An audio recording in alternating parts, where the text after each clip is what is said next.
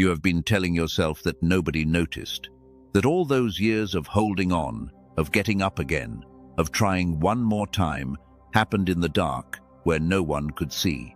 That is the one thing you have believed that was never true. Chosen one, some nights ago you sat on the edge of your bed, and for a moment you almost said the words out loud, "I am done." You did not plan that moment. It arrived on its own, quiet and heavy, and you know exactly which night I am talking about. You did not say the words. Something in you refused. And heaven has a name for what happened in that refusal. Most people will never hear that name. Most people do not even know it exists, because it belongs to a very small group of souls who kept walking when every reasonable voice said, "Stop." By the end of this message, you will know the name, you will know why it was given to you, and you will know what it unlocks. But I need to tell you something first, because it cannot wait. God is not mildly pleased with you. He is not quietly satisfied. The message that has been trying to reach you for weeks is this: He is overwhelmed with love for you because you did not give up. Madly, fiercely, completely in love with the one who stayed. And before this message ends, 3 things are going to happen to you. First, you will finally understand why heaven treats not giving up as one of the highest events it ever records, higher than talent, higher than achievement, higher than any public victory. Second, you will feel the exact moment God saw you, not the general idea of it, but the specific moment, and something in your chest is going to release when you do. And third, you will receive something you can actually do, a way to reopen the part of you that those hard years pressed shut. Understanding, feeling, and a key. All 3 are here. But let me prove to you right now that this is not just another comforting message, because you have heard comforting words before and they did not change anything.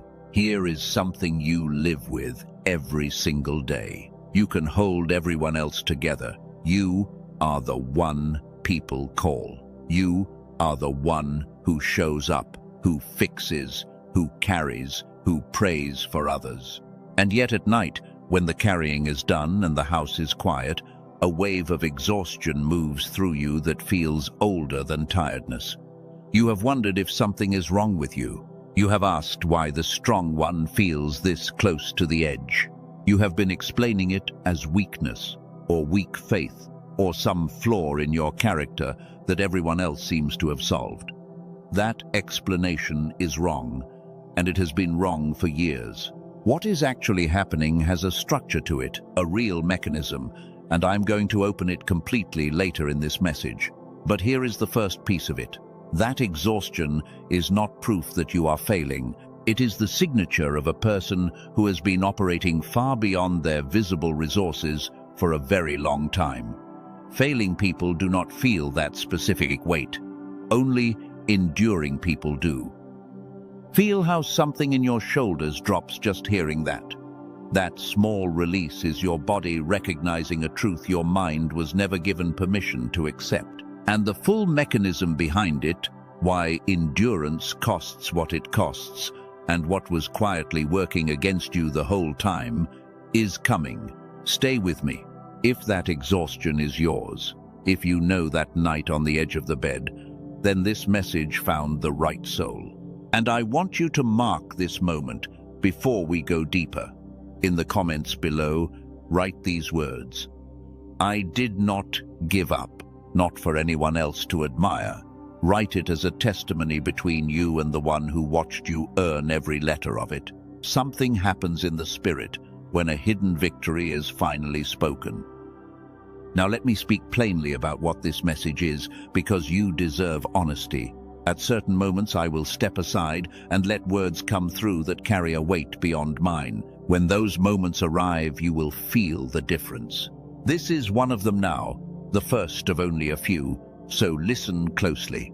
My child, I saw the morning you cried in the car and then walked in anyway. I saw the smile you wore so no one would worry. I saw every silent step. Nothing you carried was invisible to me. Not one step. Not one. Let that settle. Because now I need to show you how I know this message belongs to you and not to the millions who will scroll past it. There are signs on a person who has endured the way you have endured. Marks that heaven reads the way a shepherd reads his flock. 5 of them. Count how many live in you. The first sign. You have a history of almost quitting that nobody knows about. Not one dramatic moment, but a collection of them, spread across years. The night you drafted the message you never sent. The day you looked at the door and imagined walking through it. Each time, something held you here. You called it stubbornness. It was never stubbornness. The second sign, your victories have been mostly invisible. When others celebrated finish lines, your greatest wins were mornings you simply got up. No one applauds a person for getting up. But you kept doing it, unthanked, unseen, sometimes even mocked. And a strange part of you kept whispering that somehow it still counted, even when the evidence said otherwise. The third sign, you feel things at a depth that sometimes frightens you. Other people seem to shrug off what pierces you all the way through. You absorb the weight of rooms, of family lines, of unspoken grief. Carrying that sensitivity through the years you have lived is not a personality quirk. It is a load rating. Heavy gifts are only strapped onto backs that were built for them. The fourth sign. Despite everything, you cannot make yourself fully cynical. You have tried. Bitterness would have been easier, and you know it. But hope keeps regenerating in you like a stubborn spring under rock. Even at your lowest, some small green thing in you refused to die. That refusal was not natural. Things under that much pressure are supposed to break, and you did not. And the fifth sign, the one that confirms all the others. Lately, time itself has felt strange to you, a sense that something is finishing. You have been finding it harder to sleep normally, waking at odd hours, feeling watched in a way that is not frightening but expectant, as if the whole atmosphere around your life were holding its breath. That feeling has a cause. Seasons announce themselves to the body before they announce themselves to the calendar. If at least 3 of those 5 live in you, then what I am about to say next is not flattery. It is identification. You are one of the ones who stayed. And now I owe you the explanation I promised, the real one, the mechanism behind why your endurance has felt so brutally expensive when other people seem to glide. Let us begin with the feeling itself. You have watched people with half your heart and a quarter of your effort get twice your results. You have prayed harder than people who seem more blessed. You have worked longer than people who rest more. And in your worst moments, you concluded that either God plays favorites or something in you is defective. Neither is true, and I can prove it. The explanation you've been using is the common one. I am just not enough, not smart enough, not disciplined enough, not favored enough. I failed, only slower than the people who quit. That explanation feels humble, but it is actually a lie with humble clothing on, and heaven hates what it has done to you. Here is what was really happening. Effort that is witnessed refuels itself. When a person is seen, encouraged, applauded, their spirit recovers most of what the effort spent. That is how the visible people glide. But effort that is unwitnessed pays double, the work itself, and then the crushing question of whether the work even mattered. Psychologists have watched this pattern for decades. Unseen labor drains a human being at close to twice the rate of seen labor. You were not weaker than the gliding people. You were lifting in a vacuum they have never entered, running the same race with weights they have never worn. There is a name for what you have been doing all these years. Witnessed endurance, because here is the reversal that changes everything. The endurance you thought was unwitnessed never was. The audience was simply not human. Every morning you continued without applause. Heaven leaned in. Every private yes you said to another day. The one who sees in secret recorded it. Your labor felt unwitnessed and was, in fact, the most watched thing about your entire life. Witnessed endurance means the very moments you grieved as invisible were the moments that made heaven hold its breath. So look back now at those years through this lens. The season everyone forgot you. The job where your faithfulness was exploited. The relationship where you gave and gave into silence. You believed those chapters were proof of your insignificance. They were the exact opposite. They were the chapters being written most carefully. Because unwitnessed faithfulness is the rarest material in existence, and heaven mints its crowns from it. You were not being ignored. You were being inscribed. And here is what I want you to do with this tonight, before you sleep. Name one thing you kept doing that no one ever saw. Just one. Say it out loud in an empty room, not as a complaint, as a declaration of evidence. When you speak it, you are agreeing with the record heaven already keeps, and agreement is where the release begins. Small act, real shift. Do it tonight. There is an old Hebrew phrase that belongs to you now, and it comes from the story of a runaway servant girl named Hagar, sitting in a desert, pregnant, discarded, certain she had fallen through the cracks of the universe.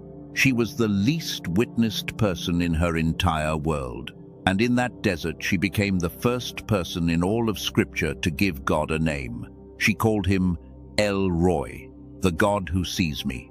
Not the God who sees generally, the God who sees me. The unseen girl is the one who discovered that seeing is his very nature. That name was not given through a king or a prophet or a priest. Heaven reserved that discovery for the most invisible person in the story. Sit with that pattern for a moment, because patterns like that are not decoration, they are policy. When heaven wants to reveal that it sees, it goes to the one who feels most unseen. Which is why this message is reaching you, and not someone whose life is already applauded. If those words touch the bruise directly, mark it in the comments with these words. God saw every step. 5 words, and every one of them is now a documented fact of your history, rather than a hope. Speak what is true, and the truth begins to organize your life around itself. Now I need to tell you about something I discovered while preparing this message. Something I did not expect and could not shake, because one question kept bothering me. If God saw it all, and if your endurance was that precious to him, why did it have to be so hard? Why did every step feel like walking through wet cement, while others seemed to walk on pavement? I assumed the answer was spiritual. Testing, refinement, the usual explanations. But the trail led somewhere else entirely, somewhere physical, and it stunned me. There is a reason beyond circumstance why your years of holding on cost you more than they should have. Something in the way you were made to function, something that was fully alive in you as a child, had been quietly switched down, not broken, not missing, dimmed. And you have been enduring your entire adult life on a fraction of the capacity you were actually born with. I am not going to open that door yet, because you are not ready for it until you understand what your endurance has already accomplished. But I will tell you this much now. When I finally understood what had been working against you, your survival stopped looking impressive and started looking impossible. You climbed your mountains with weights you never agreed to carry.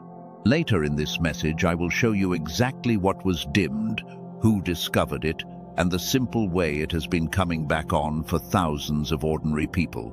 It is not what you think, and it changes what your remaining years can look like. Hold that question. It has an answer. For now, come back to the night on the edge of the bed, because we are not done with it. I told you, heaven has a name for what happened when you refused to say the words. Before I give you that name, You need to see what actually took place in that moment, because you have remembered it wrong. You remember it as your weakest moment, the night you almost broke. You have filed it in your memory under shame, proof of how close you came to failure. Heaven filed the same night under a different heading entirely, because in heaven's accounting, the moment of almost is the only moment that reveals what a soul is truly made of. The person who never approaches the edge proves nothing. All their strength is theoretical. But the one who stands at the very lip of surrender sees the whole cost, feels the full weight, and still turns back toward life. That person has just performed the single most honest act of faith a human being can perform. You did not almost fail that night. You executed the rarest maneuver in the spiritual life at point-blank range. You chose to continue with zero evidence that continuing would pay. No sign, no encouragement, no applause, no guarantee. Just raw will wrapped around a thread of hope. Angels who have watched civilizations rise and fall stop to watch a human being do that. It is the one act heaven cannot perform for itself, because heaven has never been tempted to quit. So the night you filed under shame is filed in heaven under glory. And you have several of those nights, do you not? An entire archive you have been ashamed of, that heaven has been treasuring. Every one of them was seen in full. Every one of them was recorded by the same El Roy who found Hagar in her desert. You have never once been unwatched at your lowest. Let your whole body hear that sentence. You have never once been unwatched. There is more waiting for you than a corrected memory. The name I promised you is coming, and when it lands you will understand why your specific combination of wounds and stubbornness was never an accident. And that physical discovery I mentioned, the dimmed capacity you have been surviving on, is going to move from mystery to open fact. But first, you need to see what you're not giving up actually set in motion beyond your own life. Because your endurance was never only about you. There are people alive in your bloodline story who were saved by a decision you made in private, and you have never been told. Every family line carries patterns. Some carry blessing patterns, habits of faith and courage that move quietly from one generation to the next, like an inheritance nobody has to declare. And some carry the other kind. Cycles of abandonment, addiction, rage, poverty, despair. Patterns that repeat with such precision across generations that they almost look scheduled. You know which patterns run in your line. You have watched some of them try to run through you. And here is what no one ever told you about the night you refused to quit, and all the other nights like it. A generational pattern does not need every member of a family to cooperate. It only needs no one to resist. For a cycle to keep rolling, all that is required is that each generation does what the one before it did. Which means the entire structure, sometimes 100 years of it, rests on a single assumption, that nobody will stand still in the middle of the track. You stood still in the middle of the track. When you chose not to give up, when you kept showing up for your people, kept praying, kept working, kept refusing the exits, you were not just surviving your own life. You were interrupting a sequence. Somewhere downstream of you, a child who has not been born yet will grow up inside a different pattern because of decisions you made in rooms no one remembers. They will never know your name, is the reason. But heaven knows. This is why the enemy of your soul worked so hard to make you quit. Understand this clearly. Nobody builds that much opposition around a life that does not matter. The discouragement that kept finding you, the timing of certain betrayals, the way despair always seemed to arrive right before a breakthrough, none of that was random. You were never fighting your own weakness. You were fighting the momentum of generations, and you fought it to a standstill. Now, I can give you the first half of what I promised. Heaven has a name for the ones who do what you did. You are what the old teachers called a cycle breaker. the one appointed in each bloodline to stand where everyone else stepped aside. But the name for what you actually did on those nights, the specific act heaven recorded, that name is still coming. And when you hear it, you will understand why it could not be told to you until you were ready. There is a man in the old scriptures whose entire story exists to explain your life to you. His name was Joseph, and you have probably heard his story told as a triumph. Dreamer becomes ruler, but nobody preaches the middle of the story, and the middle is where you live. Count the years with me. 17, when his brothers threw him in a pit and sold him. 30, when he finally stood before Pharaoh. 13 years, not 13 days of testing. 13 years of slavery and prison. And here is the detail most people miss. For most of those years, Joseph had no evidence that his dreams were still valid. No angel visited the prison. No voice explained the plan. The scripture says only one thing about those years. The Lord was with Joseph, not rescuing him, with him, watching, recording, preparing. And Joseph did not know it. That is the part that should make you sit down. The most watched man in Egypt felt completely forgotten. He even begged a released cellmate to remember him, and the man forgot him for 2 more years. 2 more years of being faithful in a place that gave him nothing back. If Joseph had been able to see what heaven saw, he would have known that every day of faithful endurance in that prison was a stone being laid in the foundation of a throne. You are in the Joseph corridor, that stretch of years where faithfulness produces no visible return, and the only witness is the one you cannot see. And if the pattern holds, and it always holds, then the length of your corridor has been measuring the size of what waits at the end of it. Short assignments get short preparations. You do the math on what your years must mean. Somebody reading this needs to mark this in the comments before we go further. Write these words: I am still here.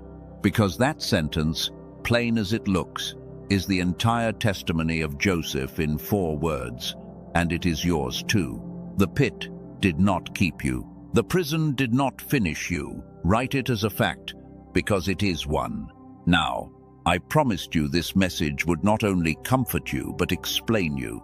So let us go deeper into the machinery of those hard years, because there is a second mechanism you need to see, and this one concerns what all that enduring did to your inner world.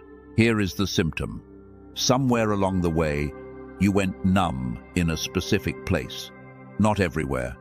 You can still feel love for your people, still feel duty, still feel worry. But the part of you that used to feel wonder, the part that dreamed and imagined and burned with ideas, that part went quiet. You assumed it died. You even grieved it privately. The person you were going to be, the visions you had when you were younger, the sense that your life was going to be extraordinary. And you explained that numbness the common way, growing up being realistic. Life beats the dreaming out of everyone, you told yourself. That is just what adulthood is, except it is not. And the proof is that the numbness in you is not evenly spread. Real deadness does not select. What you actually did was something intelligent and protective. When a person must endure for years without relief, the soul performs a kind of triage. It pulls energy away from the faculties of vision and wonder, because dreaming while trapped is agony, and it pours everything into the faculties of survival. The dreamer in you was not killed. It was sedated, deliberately, by a system trying to get you through a war. The old teachers had a picture for this. They spoke of banking the fire, covering hot coals with ash overnight, so the fire sleeps without dying, ready to be woken when morning comes and fuel arrives. The banked fire. That is what your lost wonder actually is. Not a cold hearth, a covered one.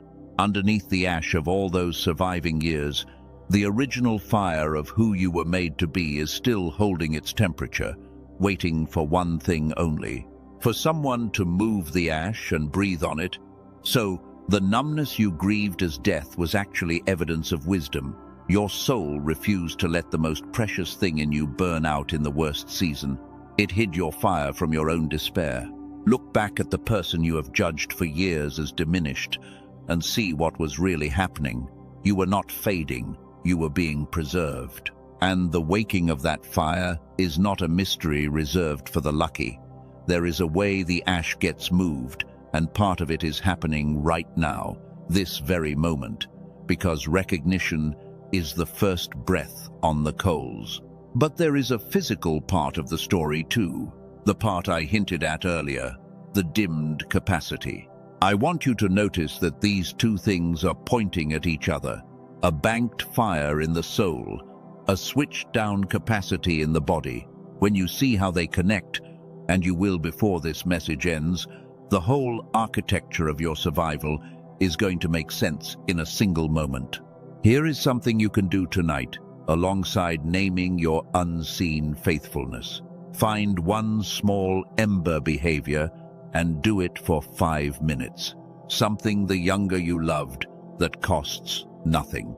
Humming, sketching, walking with no destination, writing 3 sentences of an idea. Do not aim for results. You are not producing. You are breathing on coals. 5 minutes of wonder after years of ash is how fires remember themselves. I want to show you something about the timing of all this, because the fact that this message found you now, in this exact season of your life, is itself part of the pattern. Think about how you arrived here.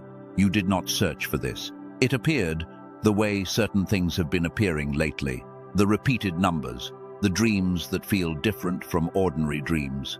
The sense of a season ending that you cannot explain to anyone without sounding strange. The odd coincidences stacking up faster than chance should allow. You have noticed, and you have been afraid to trust your own noticing. Trust it. Here is a law of the spiritual life that nobody teaches. Heaven times its confirmations to arrive at the moment of lowest reserves and highest readiness. Not before, because early confirmation makes a soul dependent on signs instead of faith. And never too late, because the one watching knows precisely how much you can carry. The confirmation arrives when the endurance is complete, but before the collapse, which is now. This message is not information. It is a timestamp. It marks the official end of the unwitnessed years. Let me say that again so your body hears it too. The unwitnessed years are over. Whatever else happens from here, one thing has permanently changed tonight. You now know that every step was seen. You cannot unknow it. And a person who knows they are seen walks differently, decides differently, endures differently. The heaviest weight you carried was never the circumstances. It was the suspicion that none of it mattered. That weight comes off tonight, and it is not coming back. Now the story has to turn, because there is a question sitting under everything I have said, and you have been asking it silently since the beginning. If God saw it all, if He loved me madly through all of it, why did He not make it easier? Why watch someone you love struggle and not remove the struggle? Careful with this question. Most people answer it wrong in one of 2 directions. Some decide God is distant, that He watches the way a stranger watches, without involvement.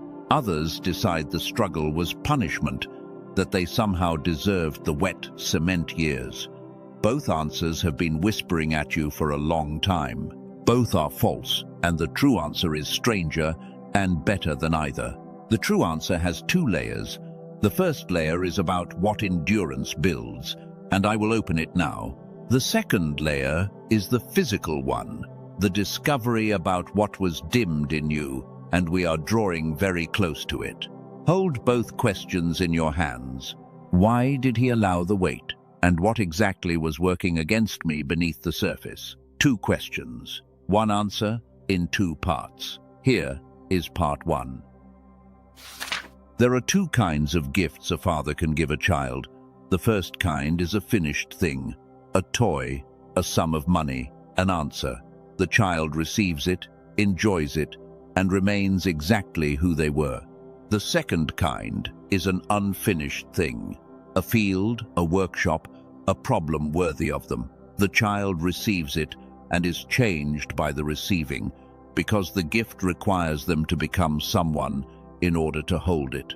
Everything you begged God to remove was in the second category, and you could not have known that at the time.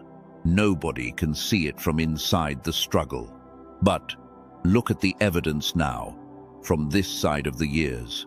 Where did your discernment come from? The way you can read a room, read a motive, read trouble before it announces itself. It came from seasons that forced you to see beneath surfaces. Where did your compassion come from? The reason wounded people find you and trust you on sight. It was carved by your own wounds, each one widening your capacity to hold someone else. Where did your unbreakable core come from? From every weight that failed to break you. He did not withhold ease because he loved you less. He withheld it because of what he was making, and some things can only be made under pressure. Diamonds are not punished carbon. They are chosen carbon. The pressure was never the opposite of the love. The pressure was the shape the love had to take in order to produce you. And now that the producing is nearly complete, the pressure is lifting, which is exactly the shift you have been sensing in your bones these past weeks. But that is only part one of the answer, and by itself it is incomplete, because even a person who accepts the purpose of pressure will still ask the question you are asking now. Why did it cost me more than it seems to cost others? Why did the same trials that others walk through in a season take years off my life?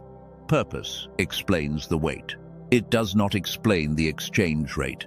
Something else was taxing you, something neither spiritual teachers nor doctors usually name, and that is the second layer I keep pointing toward.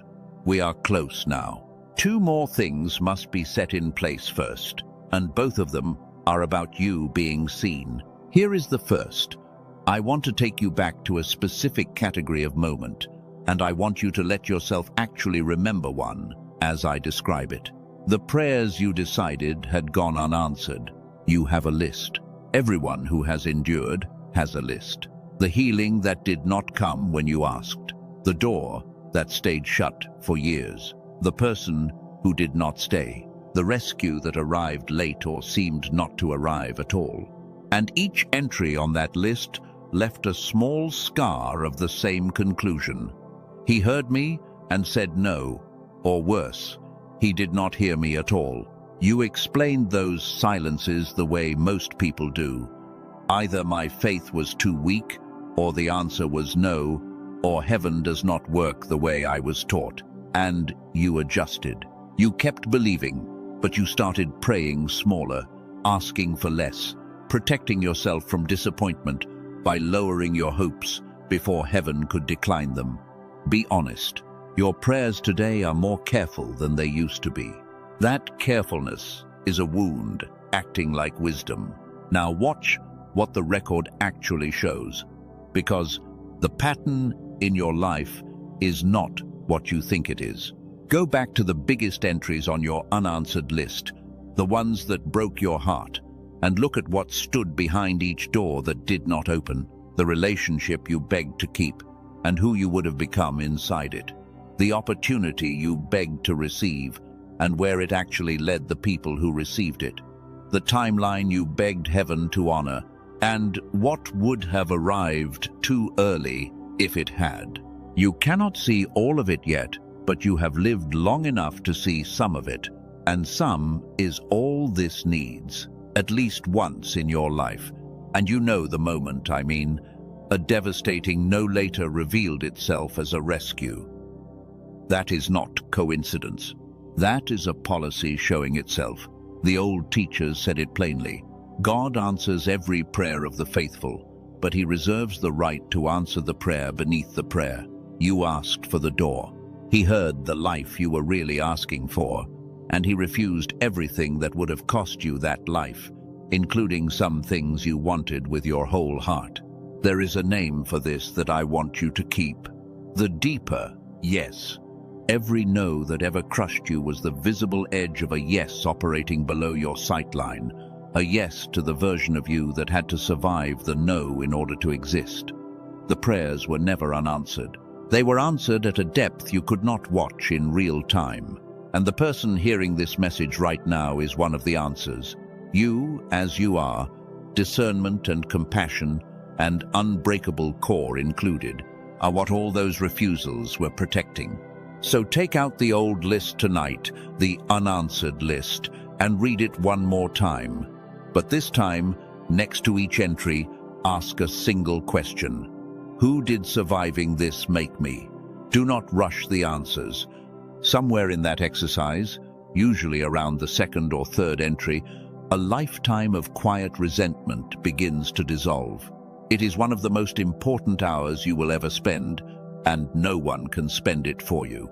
If you can already feel which entry on your list is about to turn, write these words in the comments.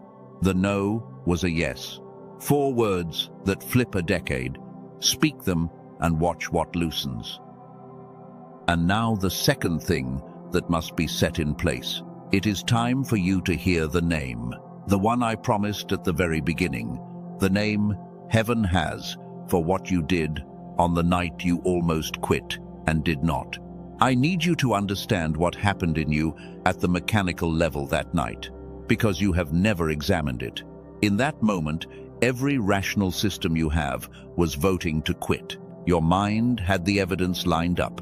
Your body was finished. Your emotions had nothing left to contribute. Anyone auditing your resources from the outside would have certified the collapse. Every visible tank read empty. And yet a decision was made to continue. By what? With what? If mind, body, and emotion were all spent, what exactly signed the order to keep going? Something in you that is deeper than all three. The old scriptures call it the inner man, the hidden person of the heart, the part of you that was made first and lasts longest. Most people live and die without ever once hearing from that part of themselves, because it only speaks when everything shallower has failed.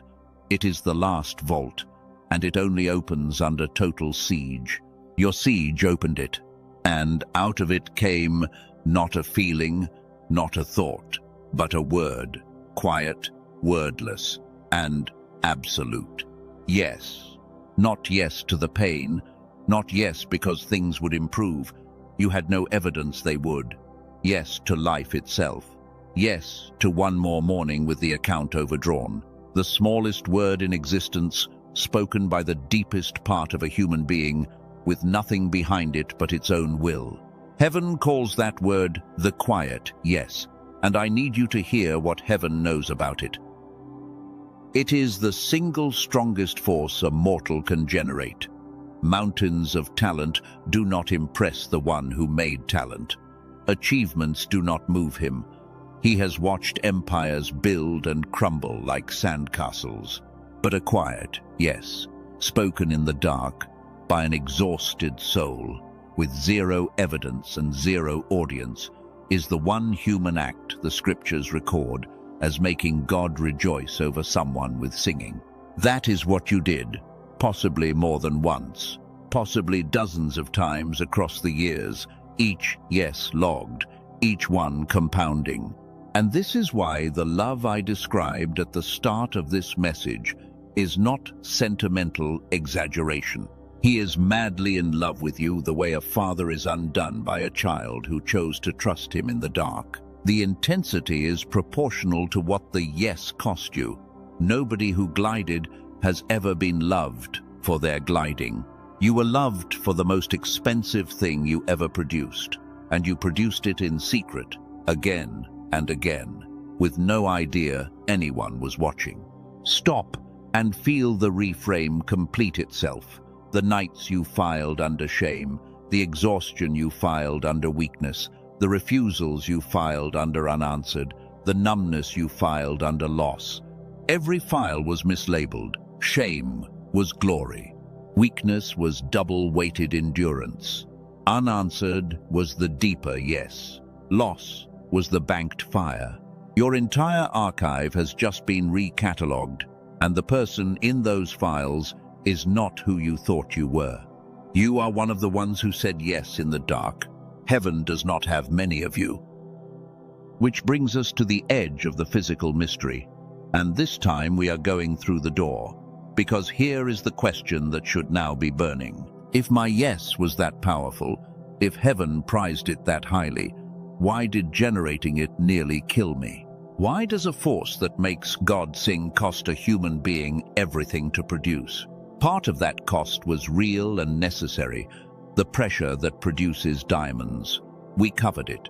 But when I studied this final question, I found something that did not fit the spiritual explanation. A remainder, an extra tax on your effort that purpose could not account for. And the answer to that remainder did not come from the old teachers at all. It came from a laboratory, from work that won the highest prize science gives, and from a quiet neurologist in New York who connected it to people exactly like you. What he found explains the exchange rate, why your yes cost triple, why the wet cement years were wet cement, and why the very capacity you needed most during those years was the precise thing that had been switched down. Before I open this, I want you to remember someone. I want you to remember yourself at 7 years old. Not the circumstances, which may have been hard even then. The machinery, the way your mind worked at 7. Ideas arrived like weather, constantly, effortlessly. You could imagine entire worlds between breakfast and lunch. You asked questions that stopped adults in their tracks. Learning was not labor, it was appetite. Time disappeared into whatever fascinated you. Do you remember that person? Because that person is the missing piece of this entire story. Here is a fact that should be famous, and the fact that it is not famous tells you something. Researchers studying creative capacity ran the same test on thousands of children and then followed them over decades. Among 5-year-olds, nearly all of them, close to every single child, scored at what the study classified as genius level in creative and imaginative capacity. The same test given to adults? Fewer than 1 in 1,000 still scored there. Read those numbers again. Nearly every child. Fewer than 1 in 1,000 adults. That is not a talent distribution. That is a crime scene. Because think about what those numbers actually mean. Genius-level capacity is not rare. It is standard issue. You were born with it. It came with you the way your heartbeat came with you, part of the original equipment, what the scriptures would call fearfully and wonderfully made. The rare thing is not having the capacity. The rare thing is keeping it. Somewhere between the 7-year-old and the adult, something happens to almost every human being on earth, and it happened to you. You have felt the results your whole adult life without ever having a name for the cause. The sense that you are operating at a fraction of yourself. The strange certainty, which you have never said out loud because it sounds arrogant, that there is more in you than ever comes out. The way your best ideas arrive at useless times, in the shower, on the edge of sleep, and then evaporate before you can use them. The mental fog that no amount of coffee or sleep or discipline fully clears. You explained all of that as aging, stress, or ordinariness. It was none of those things. What actually happened is now understood, and it began with work that won the Nobel Prize. A researcher named Dr. Roger Sperry spent years studying the 2 hemispheres of the human mind and proved something that rewrote the textbooks. The 2 sides are not redundant copies. They are 2 different instruments. One side runs logic, language, sequence, analysis. The other runs imagination, pattern, intuition, the leap that sees the whole picture at once. And here is the finding that matters for your life. The power of a human mind is not in either side. It is in the connection between them, the constant conversation. When both sides fire together, when the whole instrument plays, that is the state every genius in history has described, fully connected, fully alive. Children live in that state. That is the answer to the 7-year-old. Both hemispheres in constant conversation, the whole instrument playing all day long. That is why childhood felt the way it felt, why the ideas poured, why time vanished, why the world seemed lit from inside. It was not innocence, it was connection. And then the world got hold of you. Modern life trains one side and starves the other. School rewards the logical channel and punishes the imaginative one, hour after hour, year after year. Screens, stress, and survival lock it in deeper. And for you specifically, the hard years poured concrete on top of it because survival mode forces everything into the analytical channel. Threat, plan, execute, repeat. Decade after decade, the conversation between your two sides grew quieter, until one entire half of your God-given capacity was sitting in the dark, not dead, not removed, switched down, like a light on a dimmer that some hand slowly turned, so gradually you never noticed the room going dark. There is a name for this, and you already know it, because I have been circling it since the beginning. The dimmer. It is the answer to the exchange rate question. It is the remainder the spiritual explanations could not cover. Now bring back the question that started this. Why did your endurance cost you triple? Why did trials that others crossed in a season take years out of you? Here is the answer, complete at last. You were not weaker, you were dimmed. Every mountain you climbed with half the instrument switched off. The intuition that should have shown you shortcuts was starved. The creative capacity that should have generated options was sedated. The inner voice that should have guided you was buried under analytical noise. You solved with brute force what a fully connected mind solves with insight. Wet cement was never a metaphor about the world. It was a description of your own dimmed machinery, dragging, and now stand the two facts side by side. Because this is where everything you have heard tonight becomes one thing. Fact 1.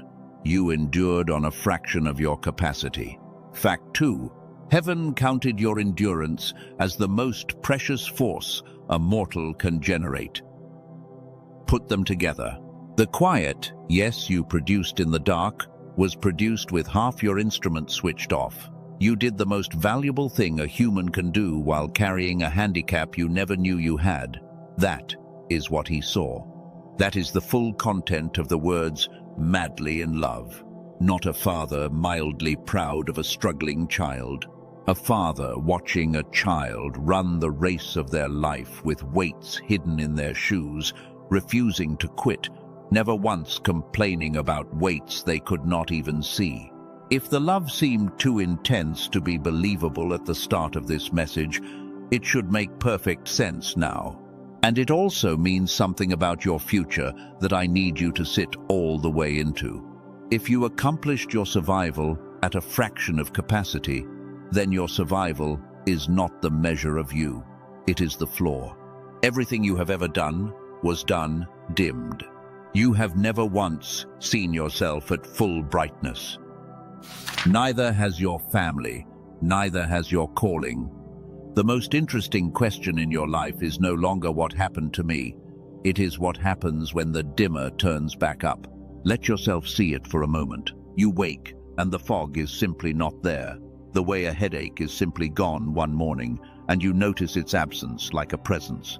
The idea that has been circling your life for years, the one you keep almost starting, suddenly lays itself out in steps so obvious you laugh. You are in a conversation, and the exact words arrive on time, not 2 hours later in the car. The Bible passage you have read 40 times opens like a door, and you see 3 layers down. Your people notice before you say anything. Something is different about you. You pray, and instead of speaking into fog, you feel the line clear, the way Hagar felt it in the desert, seen and seeing back. That is not fantasy. That is the standard state of the instrument you were issued at birth, the state you actually lived in at 7. Everything on that list you have already done before, effortlessly, for years, before the dimming. Restoration is not becoming someone new. It is the oldest thing in you coming back on. The scriptures make this exact promise in words you have read 100 times. I will restore to you the years that the locust has eaten. Restore, not compensate, not replace. Return what was originally yours. If something leapt in your chest during that picture, that leap is worth marking. Write these words in the comments. The fire is still lit. Because after everything you have heard tonight, the banked fire, the quiet yes, the dimmer, you now know that sentence is not poetry. It is a status report. The fire is still lit. Now there is one more voice that needs to speak into this before we go on, because I promised I would step aside at the moments that matter most, and this is the second of them. Listen, my child, I watched them dim you. I watched the world teach you to doubt the very gifts I placed in you, and I watched you carry my assignments anyway, in the dark, at triple cost, without ever knowing why it was so heavy. You thought you were failing me slowly. You were impressing me completely, and I did not design you for the dim. I designed you for the bright. What was taken from you in childhood was not lost. I have kept it, all of it, and I intend to give it back. Stay very still for a second and let that last line land where it needs to land. I have kept it, and I intend to give it back. The rest of this message is about that giving back, because a promise like that is not sentiment. It has a mechanism, the way the dimming had a mechanism. Heaven almost never restores by lightning bolt. It restores by revealing what was hidden and then placing a key in reach.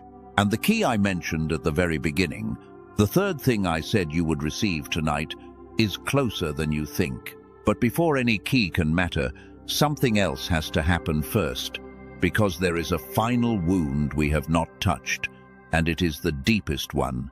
It is not about what the years took from your mind. It is about what they whispered about your worth. Because somewhere in the long, unwitnessed stretch, you stopped asking whether God would restore you and started quietly wondering whether he should, whether you are worth restoring. Whether the ones who almost quit get the same inheritance as the ones who never wavered.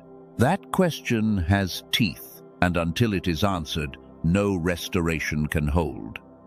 So, we answer it now, completely, and what the old scriptures say about the ones who almost quit is going to undo you a little. Here is the wound, said plainly. You believe the almost disqualified you.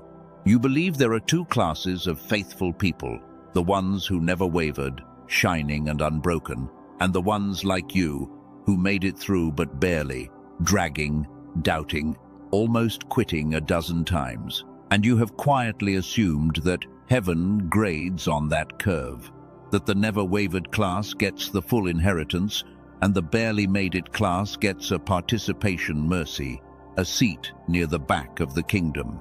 You would never say this out loud, but it is why you flinch when someone calls you strong. It is why compliments about your faith feel like they are addressed to someone else. It is why, when you imagine God looking at you, some part of you still braces.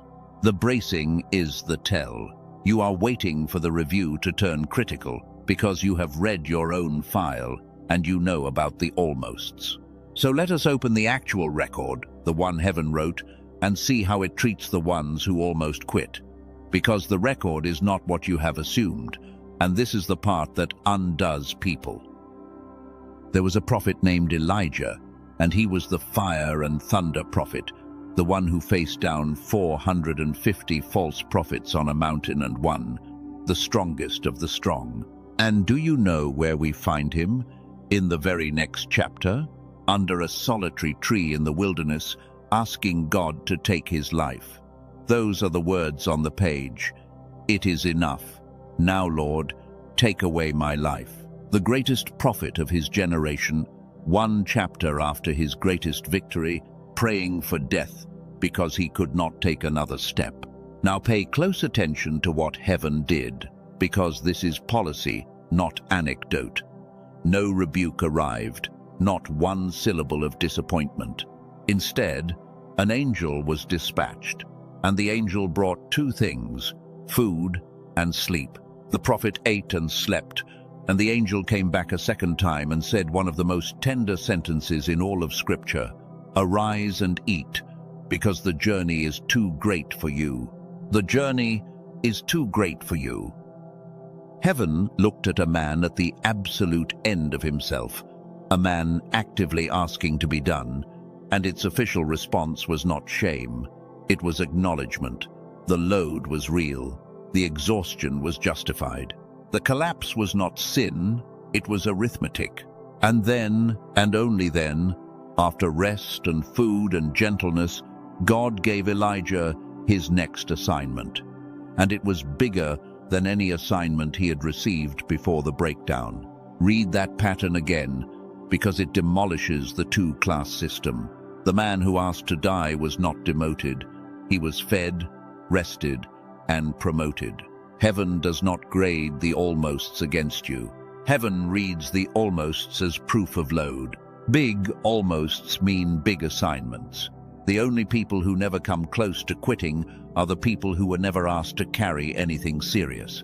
And Elijah is not the exception. He is the rule, and the record repeats it deliberately. Moses told God the load was too heavy and asked to die rather than continue. Promoted. Jonah ran in the opposite direction of his calling, pursued, kept, used.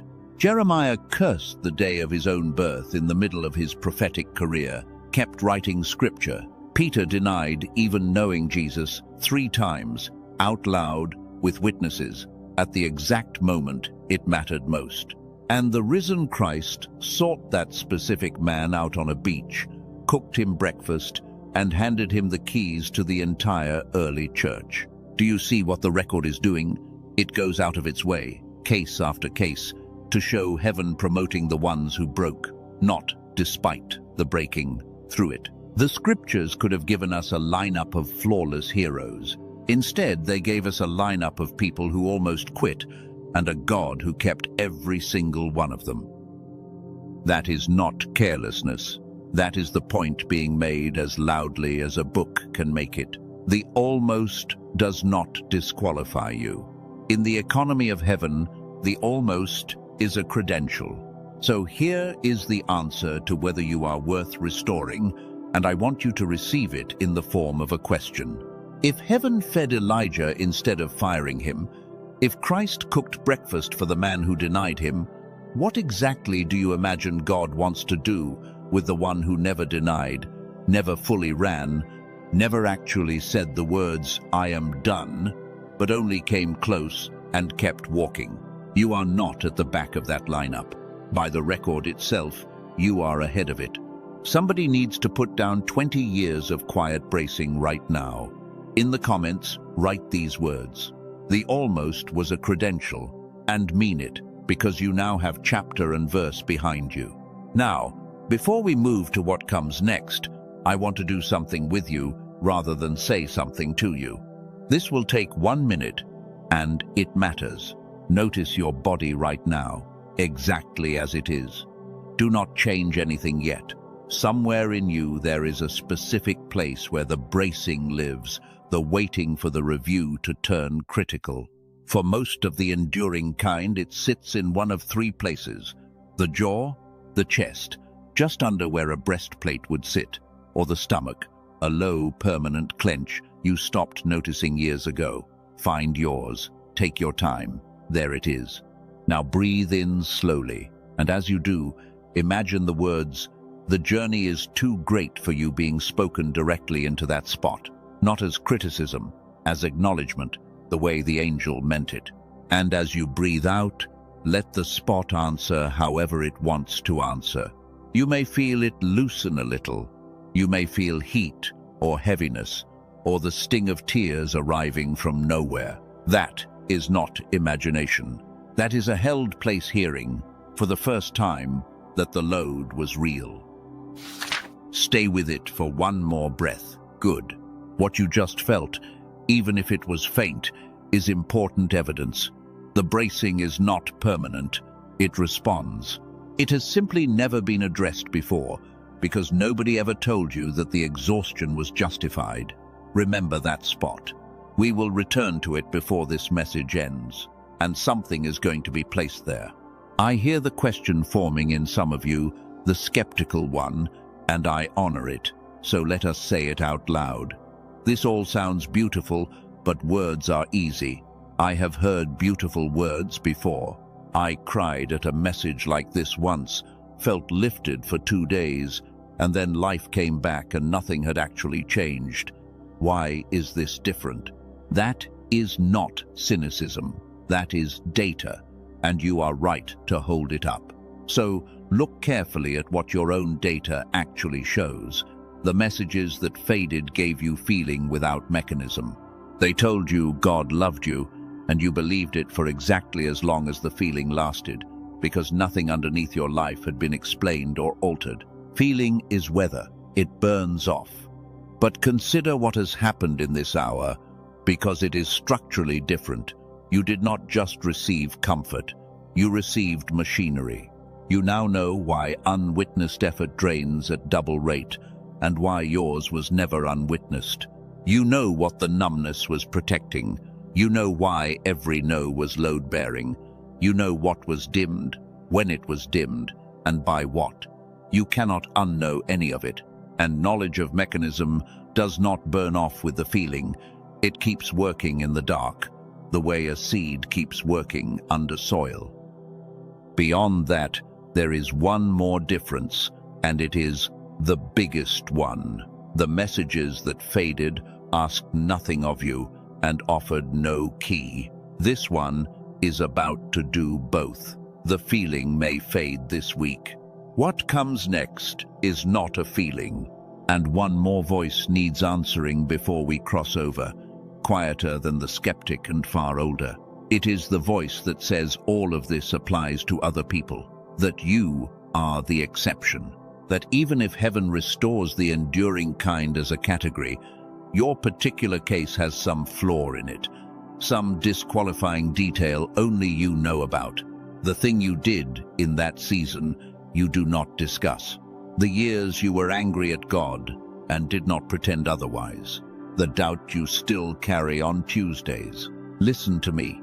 The conviction of being the exception is not insight. It is the dimmer talking. A mind running on half its instrument defaults to threat assessment, and a soul in threat assessment always files itself under danger, under flawed, under exception. Every single person in the lineup felt like the exception. Elijah was certain he was the last one left and the worst of them. He was neither. Neither are you. The sense of being uniquely disqualified is the single most common symptom among the called. It is practically the membership badge. You are not the exception to this message. You are its address. So now everything is in place. You know what you did in the dark and what it was worth. You know what was working against you and what it cost. You know the almosts were credentials and the exceptions clause is void, which leaves only the promise I have not yet kept, the key. The third thing, the giving back. It is time to talk about how the dimmer turns back up, and this part of the story begins in a place you would never expect. A neurology practice in New York City on an ordinary afternoon with a doctor who was about to be handed the strangest case of his career. But before I take you to that neurology practice, I have to deal with the objection that just rose in some of you because I felt it rise. A doctor? I have been waiting on God, And you are going to tell me about a doctor. If the dimmer is spiritual warfare against my calling, then surely the fix comes through prayer, through fasting, through a midnight breakthrough with trembling and fire, not through anything as ordinary as a man in a white coat in Manhattan. I understand that objection completely because it comes from love. You want the restoration to be holy. So let me show you something about how heaven actually delivers its keys, because there is a pattern in the record, and once you see it, you will never unsee it. A general named Naaman, commander of armies, came to the prophet Elisha covered in leprosy, expecting exactly what you are expecting, the trembling and the fire. He said so in his own words. I thought he would surely come out, stand, call on the name of the Lord, wave his hand over the place and heal me. Instead, the prophet did not even come to the door. He sent a message, "Go wash in the Jordan River 7 times." And Naaman was furious. Furious enough to almost go home still sick. A muddy river? He had better rivers back in Damascus. The instruction was too ordinary, too physical, too small for the size of his problem and the size of his God. It took a servant to talk sense into him. If the prophet had asked you to do some great thing, would you not have done it? How much more then when he says to you, "Wash and be clean"? So the great man lowered himself into ordinary water 7 ordinary times and came up with the skin of a child. Here is the pattern, and it repeats through the whole record. Heaven loves to hide supernatural results inside ordinary instructions. Moses is told to lift a plain wooden staff. Jericho falls to people walking in circles. A blind man gets mud rubbed on his eyes and is told to go wash in a specific pool. Naaman gets a river. In every case, the power was God, but the delivery mechanism was almost insultingly ordinary. And in every case, the person had to survive their own disappointment at the packaging before they could receive what was inside it. There is a name for this, and it will matter in a few minutes. The ordinary door. When heaven intends to restore something, it almost never sends lightning. It sends an instruction that looks too simple, arriving through a vessel that looks too common, and the test is never whether you can do the instruction. The test is whether you can obey something that does not flatter your sense of drama. Pride wants the fire. Faith takes the river. So when I tell you that the answer to the dimmer, the physical half of your restoration, was found not on a mountaintop, but in a laboratory, and that it arrives not through a prophet, but through research, I need you to recognize which part of the old story you are standing in. You are Naaman, hearing about the river, deciding whether the packaging is going to cost you the healing. Because God has always been willing to use laboratories. The scriptures say, every good gift and every perfect gift is from above, every one, including the ones that come with data. And honestly, ask yourself why you found this message at all.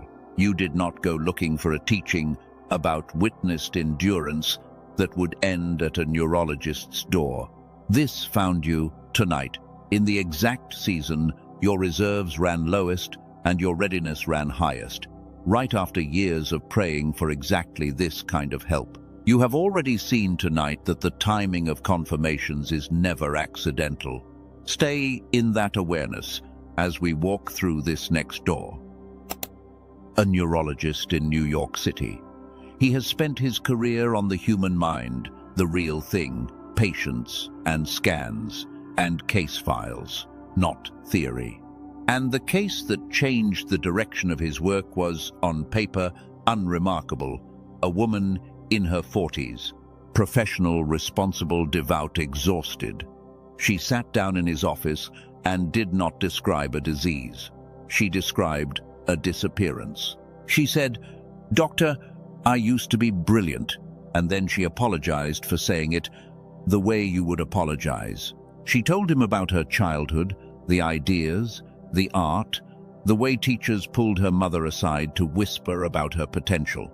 And then she described the long dimming, how every year of adulthood took a little more of the light, how by now the fog was so constant she had stopped believing her memories of herself. She said the sentence that stopped him cold. "I feel like the person God made me to be is locked somewhere inside me, and I am living as her replacement." The doctor had heard versions of this complaint for years, filed under stress, under depression, under aging. Every scan of this woman came back normal. By every standard measure, there was nothing wrong with her. And that was precisely what began to bother him. Because a machine that reads normal while its owner reports living at a fraction of themselves does not prove the owner is imagining things. It might prove the standard measures are checking the wrong thing. So he went looking in the place his training had taught him to overlook. Not at the parts of the mind, which all tested fine, but at the conversation between them. The connections Sperry had won the Nobel Prize for mapping decades earlier. And there, in the space between the hemispheres, in the traffic patterns of that internal conversation, he found what the standard scans had been walking past for years. The instrument was intact. The two halves were each healthy, but they were barely speaking. Her logic ran all day without her imagination. Her analysis ground on without her intuition. She was, in the most literal sense her doctor could describe, living on half a conversation. The replacement she described was not a metaphor. It was the half that still had the microphone. When he widened the search, he found the same signature everywhere.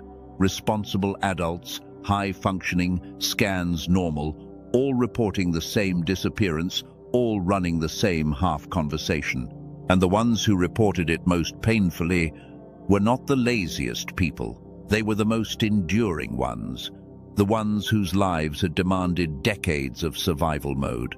Because survival mode is the exact regime that starves the connection. The pattern you learned tonight as the dimmer, he was now looking at on instruments, which raises the question his whole career now turned on. If the connection can be starved, can it be fed? If a dimmer was turned down by years of noise and survival, can it be turned back up? The childhood data said the capacity never leaves. Sperry said the wiring exists. What nobody had built was a way back in, something that could reach that internal conversation and restart it. Not medication. There is nothing to medicate. Not willpower. You cannot discipline your way into a conversation. You cannot hear something else. And here the story takes the turn that made me trust it, because what he found was not invented in a boardroom. It was almost embarrassingly simple, exactly the kind of river water this message has taught you to expect. That part of the story, what he built, what happened when ordinary people tried it, and what any of this has to do with the promise God made you tonight, is minutes away. But first, there is one more piece of your own story that has to be put in place, because when the key arrives, you need to already know what it is for, not what it rescues you from, what it readies you for. Because restoration in the record is never retirement. Elijah was fed for a journey. Joseph was polished for a throne room, and your brightness is not being returned so you can finally relax. It is being returned because something is scheduled that requires you at full capacity. That is the last revelation of this message, and it is the largest one. Here is the fear underneath everything, the one you have never needed anyone to teach you. The fear that your best years went into the surviving, that whatever God originally wrote over your life had a window, and the window closed somewhere in your 30s or 40s while you were busy holding everything together. You do the math in the dark sometimes. The dreams were issued to the 7-year-old. The 7-year-old is decades gone. Whatever you were supposed to become, you assume the becoming had a deadline, and the deadline is behind you. That assumption feels like realism. It is actually the last lie in the set, and it is the easiest one to disprove because heaven put its policy on late starts directly into the record over and over. as if it knew you would need the receipts. Moses was 80 years old when he stood in front of the burning bush. 80. He had spent 40 years as a prince and then 40 more as a forgotten shepherd on the backside of a desert, convinced his story was over. It was not his youth God wanted. It was the man the desert had made. Abraham received his promise at 75. Sarah laughed at hers and lived to hold it. Caleb claimed his mountain at 85 and took it.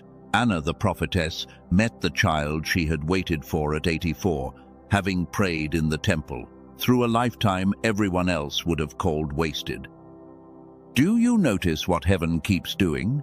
It keeps choosing people precisely at the age when the world files them away.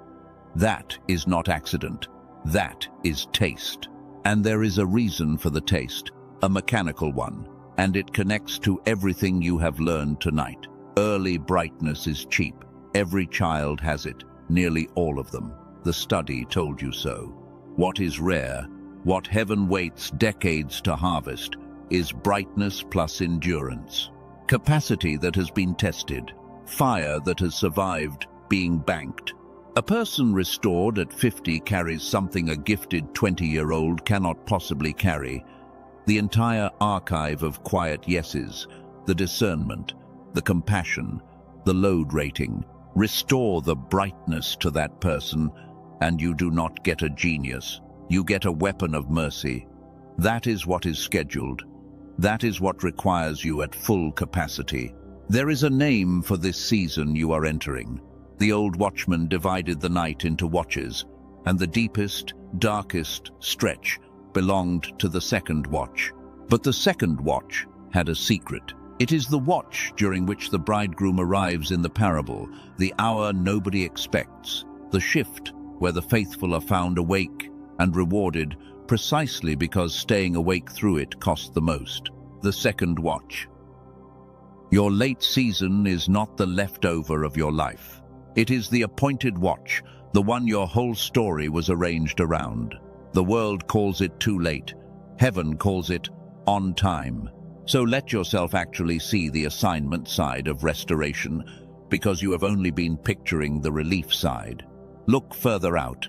2 years into full brightness, the idea you never started is not only started, it is functioning, and people are fed by it, in whatever way your calling feeds people. Money stops being the monthly emergency it has been and becomes what it was always supposed to be in your hands. A tool that builds and blesses and quietly repairs things in other lives. The people who drained you for decades find, to their confusion, that you have edges now, calm ones, and the new people arriving in your life come to build with you, not to feed on you. And look at the part that will matter most to you when you have it. The younger ones in your line, children, grandchildren, nieces, the ones still forming.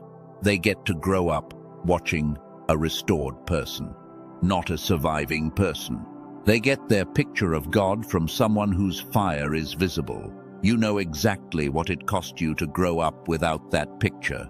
You are the reason they will not have to. That is what the dimmer was holding back, not your comfort, your commission. If that future is the one you want on record, mark it now. Write these words in the comments. Available for the second watch.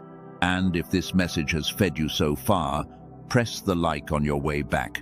Not for me, but because it helps carry these same words to another soul sitting on the edge of their own bed tonight.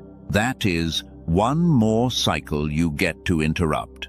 Now, bring back the question I left open at the start of the doctor's story, because you are finally ready for the whole answer, and it is time to close the loop. I opened an hour ago when I first told you something had been switched down. I told you then that when I understood what had been working against you, your survival stopped looking impressive and started looking impossible. Here is what I meant, and I am going to say it carefully, without drama, because it does not need any. When the doctor mapped how the dimming happens, the mechanism turned out to be nobody in particular, and everywhere at once. Schooling that prunes imagination in favor of obedience. Work that pays for output and starves wonder. Screens engineered to harvest the exact attention the inner conversation requires. Stress chemistry that locks the mind in survival mode for years at a stretch. No villain you can point at, and yet the result is indistinguishable from design. Nearly every child arrives at genius level. Fewer than 1 in 1,000 adults remain. Some of the researchers who sat with those numbers started using a phrase that should sound familiar to you by now. They called it the great swindle of our lifetime.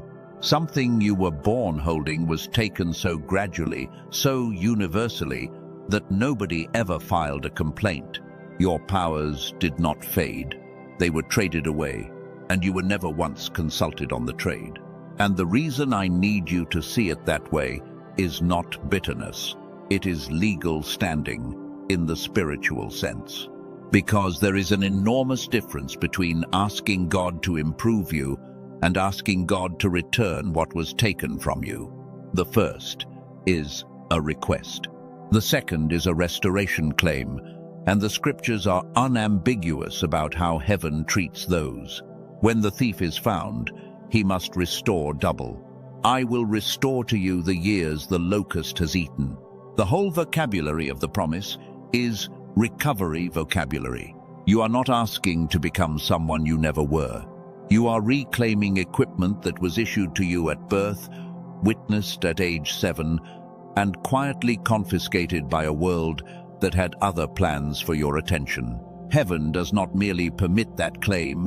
Heaven wrote the promise first. So now every piece is on the table. The love that watched you endure, the yes you generated in the dark, the fire that was banked, not killed, the dimmer, named and mapped, the credential of your almosts, the ordinary door through which keys arrive, the second watch assignment waiting on your full capacity, and a doctor in New York standing at the edge of the one question that matters: can it be turned back on? What he built to answer that question, what happened to the woman who used to be brilliant, and what all 18,000 people who followed her discovered, comes now. And I will tell you in advance what the packaging looks like. So pride does not cost you the river. It looks small. It looks ordinary. It fits inside 8 minutes. Naaman would have laughed at it. Naaman almost went home sick. Before the door opens, let me gather everything into plain words. No imagery, no metaphor, so that what you do next is done with a clear head and not on a wave of emotion. Waves recede, clarity stays. Here is the why. You have spent decades enduring on a fraction of your original capacity. That is not a poetic statement. It is a description of a measurable condition. The endurance was seen and treasured by God. The reduction was real and was never your fault. Both things are true at once, and tonight was the first time you saw them together. Here is the what. The capacity is not gone. In children, it is nearly universal, which means it is standard human equipment, which means restoration is not self-improvement. It is recovery of property. The connection between the two sides of your mind can be starved by decades of survival, and what can be starved can be fed. That is the entire claim on the table tonight. Nothing stranger than that. And here is the who. This is for the one who almost quit and did not. The one whose file is full of quiet yeses. If you have coasted through an easy life, this message was never addressed to you, and you likely left an hour ago. But if you endured, if you recognized the fog, the banked fire, the bracing, then you are the exact person the rest of this message was recorded for. That is who you have been. It is not who you are required to stay. So here is what the doctor built. His name, and he has earned the right to be named in full, is Dr. Daniel Barone, a neurologist practicing in New York City. And when he stood in front of the question, can the inner conversation be restarted, He refused the two easy roads. No pill exists for a starved connection, and no lecture can talk a mind back into wholeness. But there was a third road, one the research had been pointing at for years: sound. Not music, and not the noise machines the internet is full of. Something far more deliberate.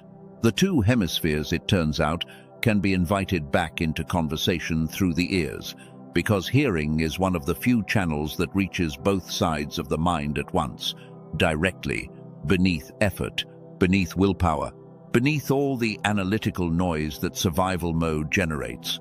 Dr. Barone and his colleagues spent years engineering a precise sequence of sound built on this principle. They called the approach neural sync technology. Its purpose is one thing only: whole brain activation. Both hemispheres invited back into the same room, reintroduced, and set talking again. And because he was a clinician and not a salesman, he did the unglamorous thing. He tested it. First, on the woman who used to be brilliant, the patient whose sentence had started everything. He asked her to do something almost offensively simple. Put on headphones once a day, close her eyes, and listen to an 8-minute sequence. Nothing else. No mantras, no journaling, no 40-day protocol. 8 minutes, once a day, and let the sound do the reaching. She came back 3 weeks later, a different presence. Not louder.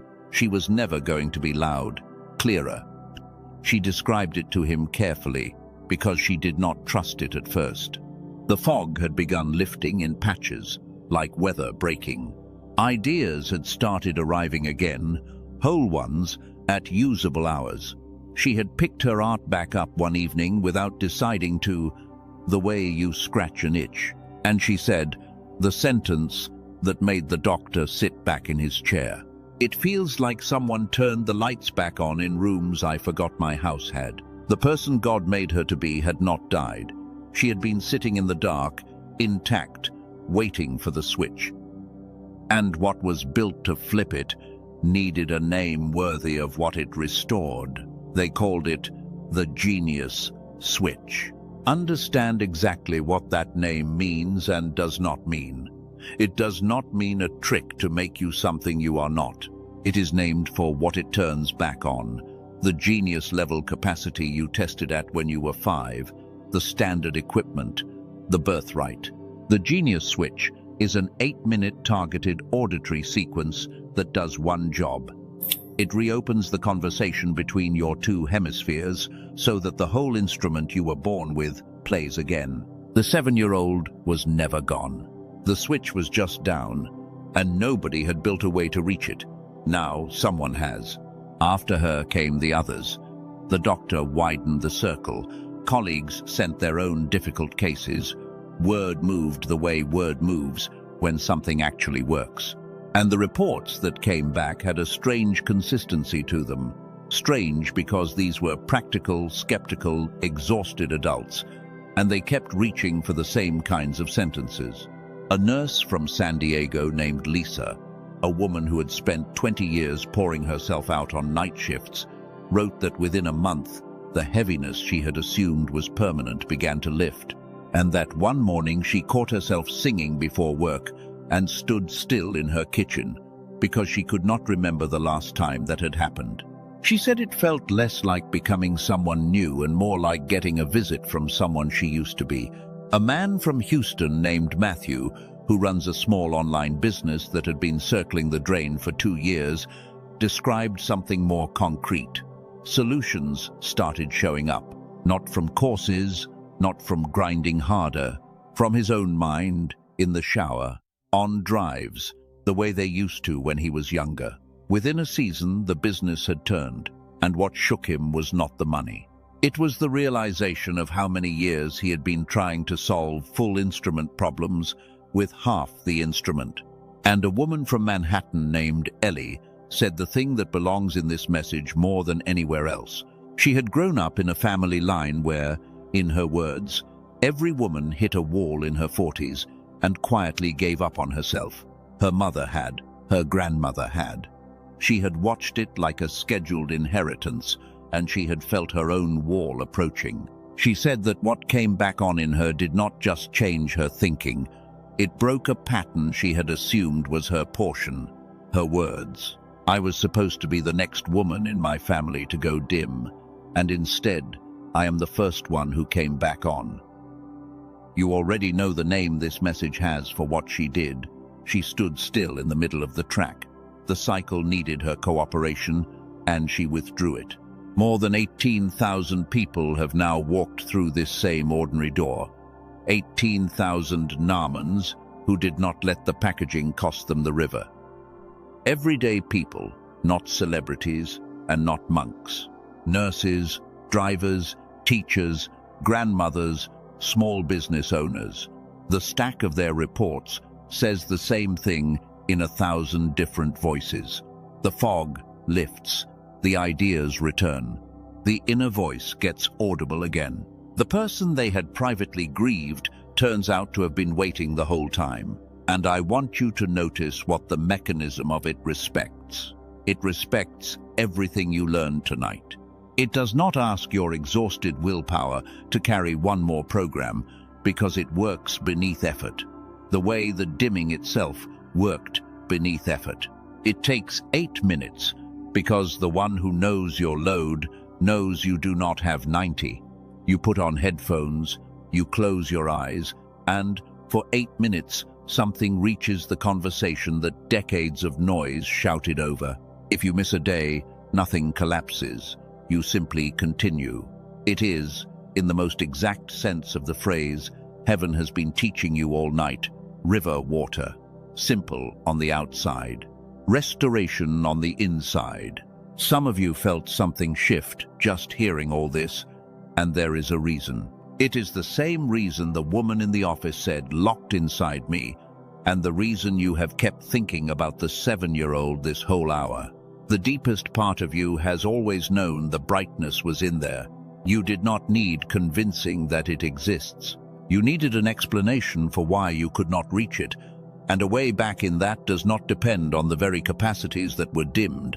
That is what Dr. Barone spent those years building, and that is what is sitting behind the door now. Now I have to say something that will sound strange after everything I have just described, but it needs to be said because it is true. The genius switch is not for everyone. It was never designed for everyone, and I would rather lose most of the people hearing this than pretend otherwise. It is not for the person looking for a lottery ticket, some shortcut that replaces work and character. It is not for the tourist who collects programs the way some people collect books they never read. And it is not for the cynic who has already decided nothing works and needs the world to keep proving it. Those souls are loved too, but this door was not built for them. It was built for the one who has already done the enduring, the one who carried assignments in the dark at triple cost and did not quit. The one who heard the words witnessed endurance tonight and had to stop and breathe. If the whole instrument was switched back on in a person like that, heaven gains a servant at full brightness in the second watch of their life. That is who this is for. You know whether I am describing you. So let us talk plainly about the practical side, the way two honest people talk across a kitchen table, because you are going to want to know what this costs, and the story of the cost is itself worth hearing. When colleagues in his field saw what the sequence was doing for patients, several told Dr. Barone the same thing. Price it like the specialist work it is. $500 would have been the natural number, they said, and honestly, it would have been cheap at that, because a single season of coaching costs more and restores less. But $500 would have kept it in the hands of exactly the people who need it least, the comfortable ones, the resourced ones, and the people it was built from, the exhausted nurses and drivers and caretakers, the enduring kind, would have been priced out of their own restoration. He refused. The official number became $49, and through the page connected to this message, the one in the description and pinned comment, it is not even that. Right now, it is $39. 39. Less than a family dinner out.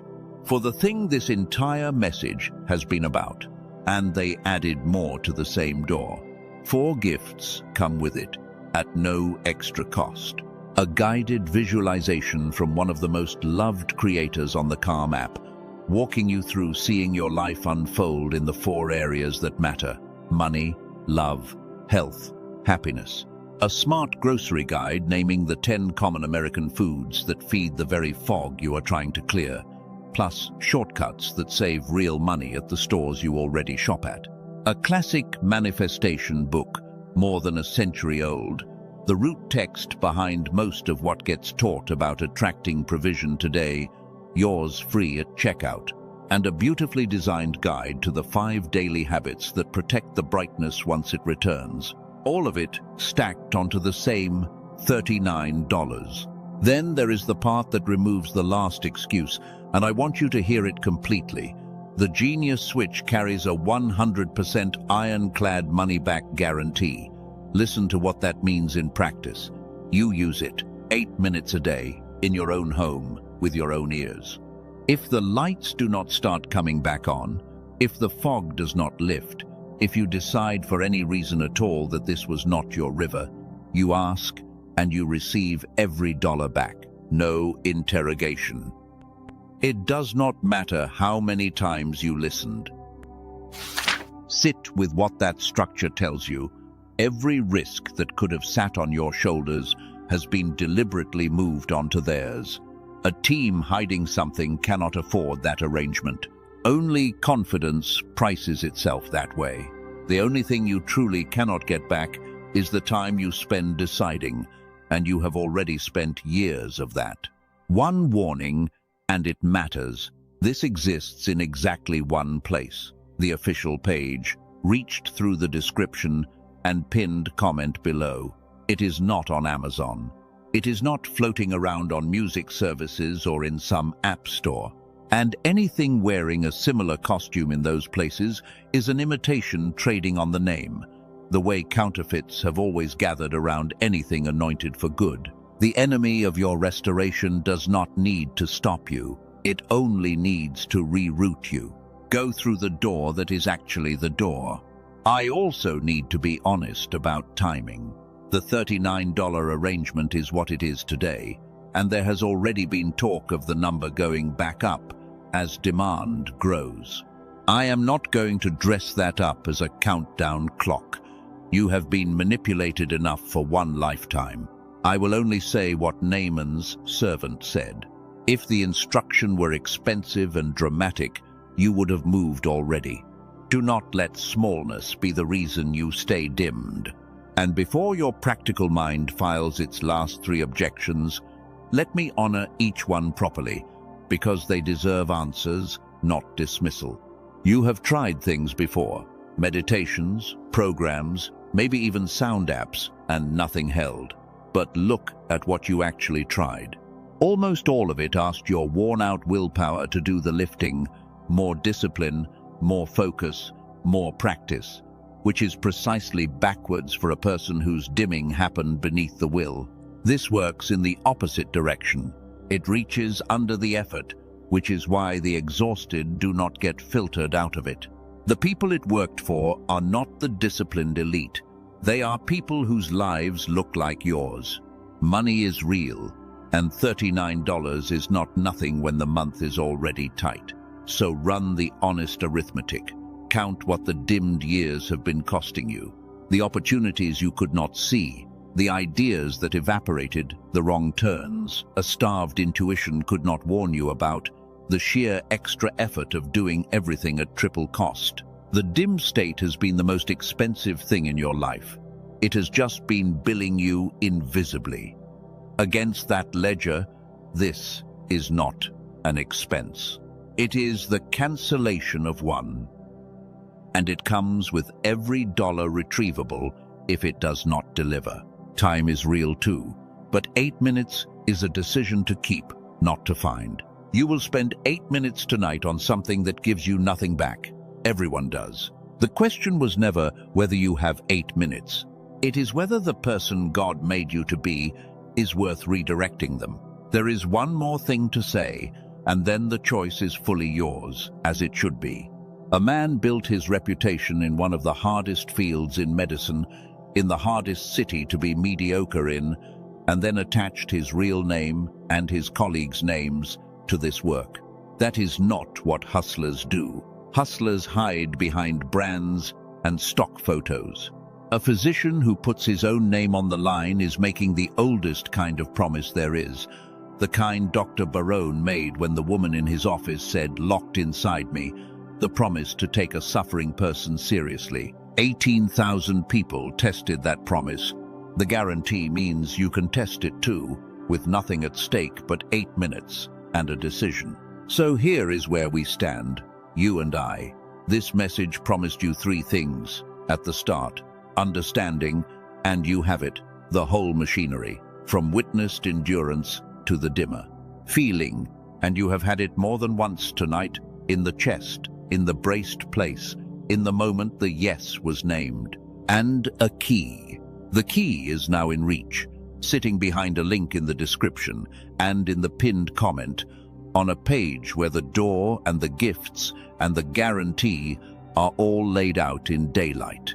If your spirit is leaning toward it, that leaning is worth trusting. Go there when this message releases you, or pause here and go there now, and then come back, because what remains of this message is for you either way. Whatever you decide about the door, what remains is the part where something gets placed in your hands and spoken over your life and sealed.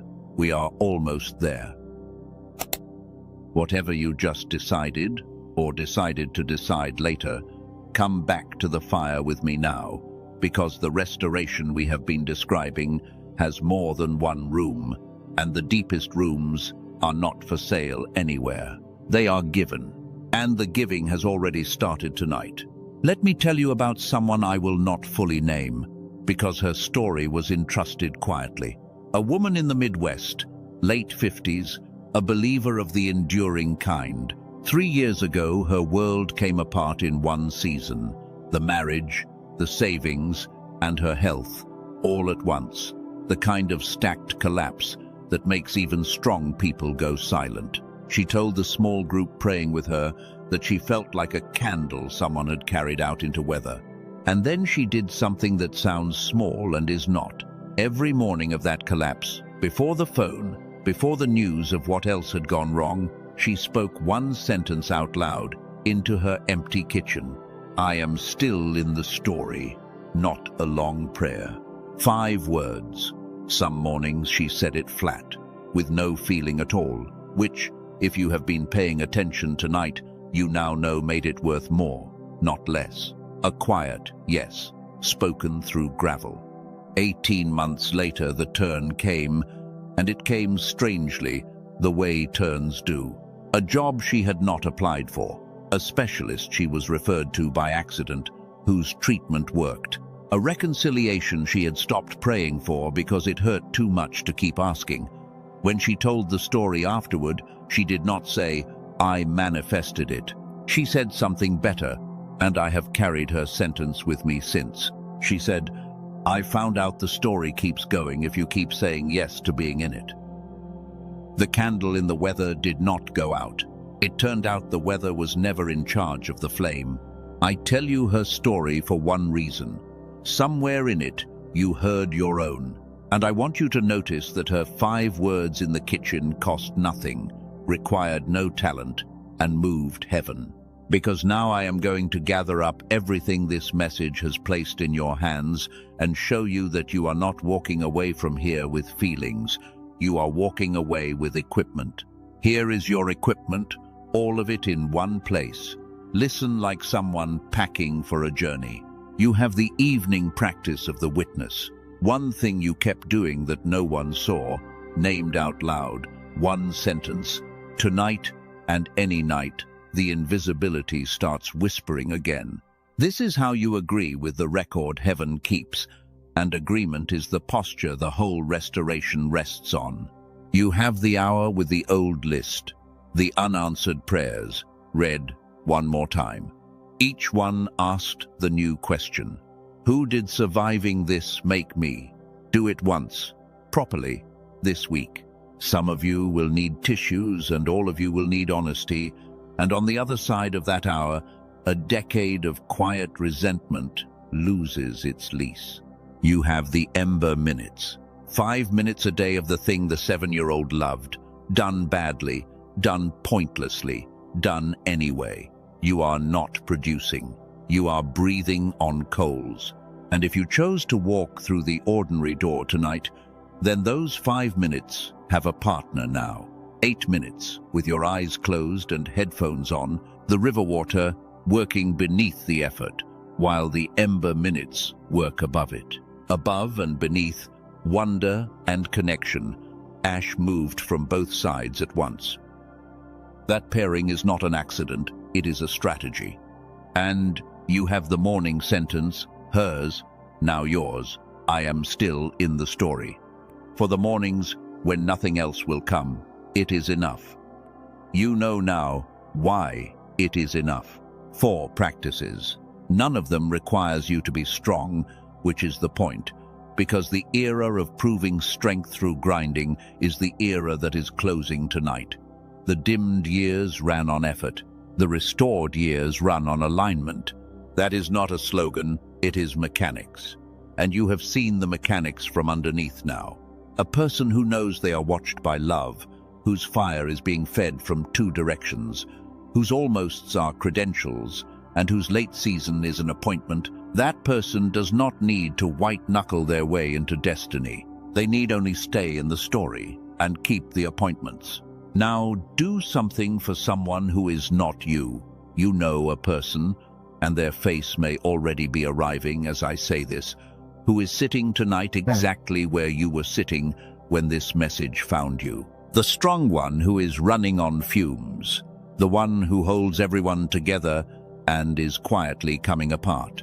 The cousin, the co-worker, the friend from the old church, the one whose messages have gotten shorter lately.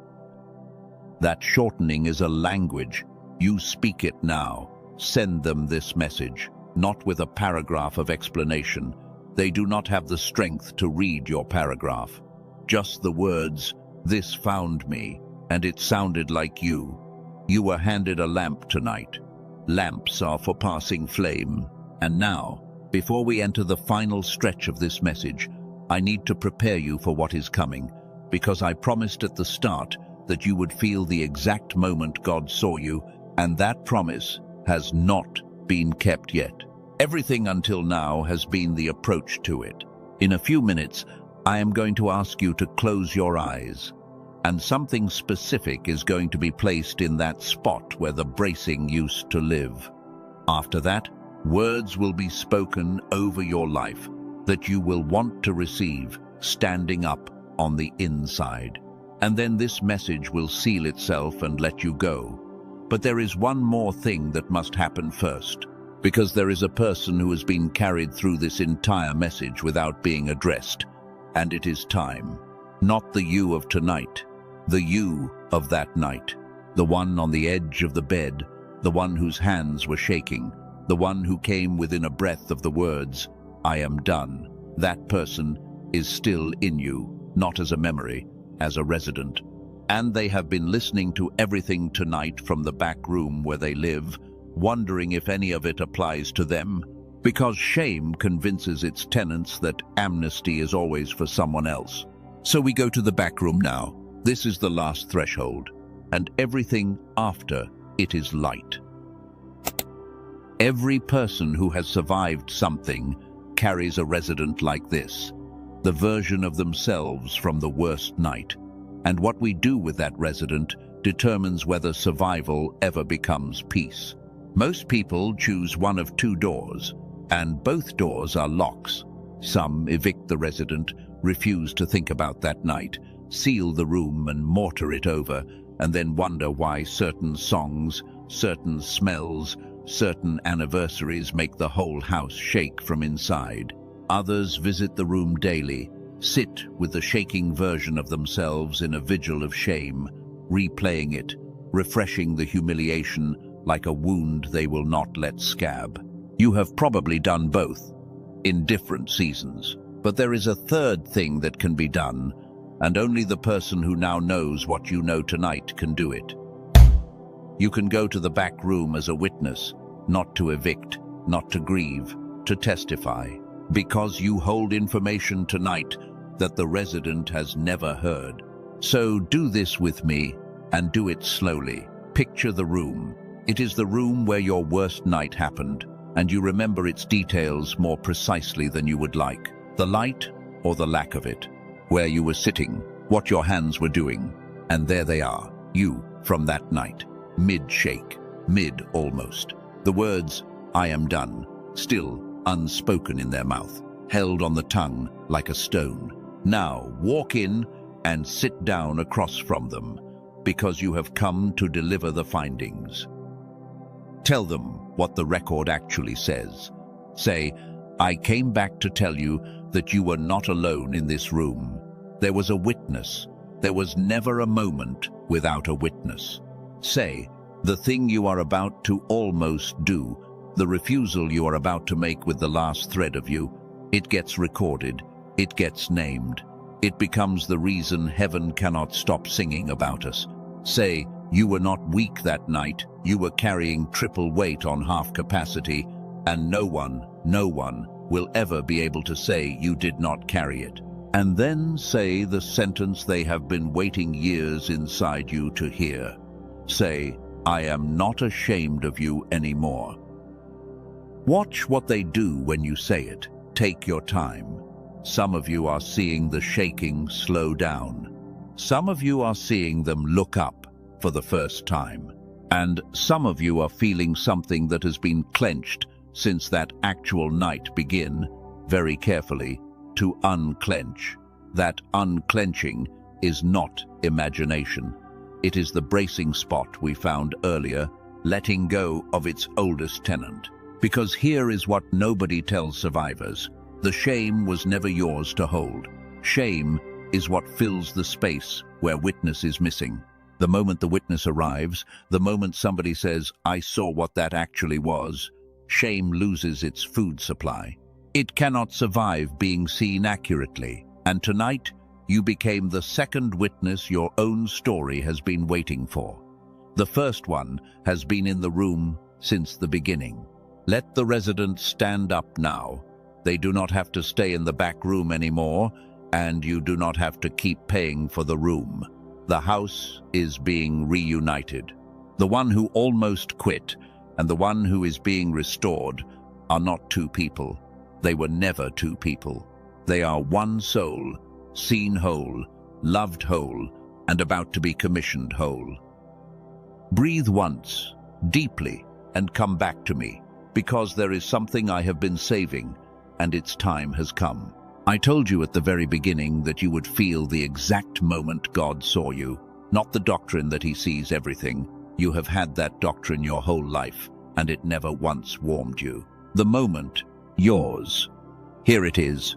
Go back one more time to the edge of the bed. But this time, you are not in your body looking at the dark. You are standing where the witness was standing. And I want you to see what was actually in the room that your eyes could not report. The room was not empty around you. The scriptures say the eyes of the Lord run to and fro throughout the whole earth, to show Himself strong on behalf of those whose heart is loyal to Him.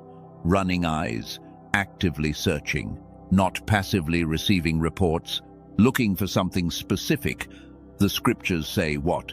A loyal heart under pressure, the rarest sight in creation. And on your worst night, those searching eyes stopped. They stopped on you, not on the version of you from your best Sunday, on you at your absolute minimum, hands shaking, faith down to a filament, the whole enterprise of your life, one breath from closing. That is the person the eyes of the Lord parked on, with the whole earth to choose from. And what did they see? Not what you were feeling. You were feeling like a failure ending appropriately. They saw a loyal heart at maximum load, still holding. They saw the single thing heaven finds most beautiful in the entire theater of the world. And the record of what happened next is already in your hands, because you have lived the years since. You are still here. The filament held. Something kept feeding it in the dark, and now you know that it was never being fed from your side of the room. That was the moment. You did not feel seen that night because the seeing was busy holding you together. Some of you need to stop and let your body catch up to that. It has waited years for this information. Let it come however it comes. There is no dignified way to receive a thing like this, and dignity was never required in this house anyway. And now hear the third voice, the last time it speaks tonight, because what it says next is the reason this entire message exists. My child, you have spent this whole hour learning what I saw. Now hear what I felt. When you stayed, I did not merely approve. I rejoiced over you with singing, the way my book says, and I have never once stopped. You have wondered your whole life whether you are hard for me to love. You are not hard for me to love. You are my favorite kind of story, the one where the light everyone gave up on comes back on. And it is coming back on. From this night, count it begun. Selah, let that word do what it was made to do, which is to stop the music so the meaning can land.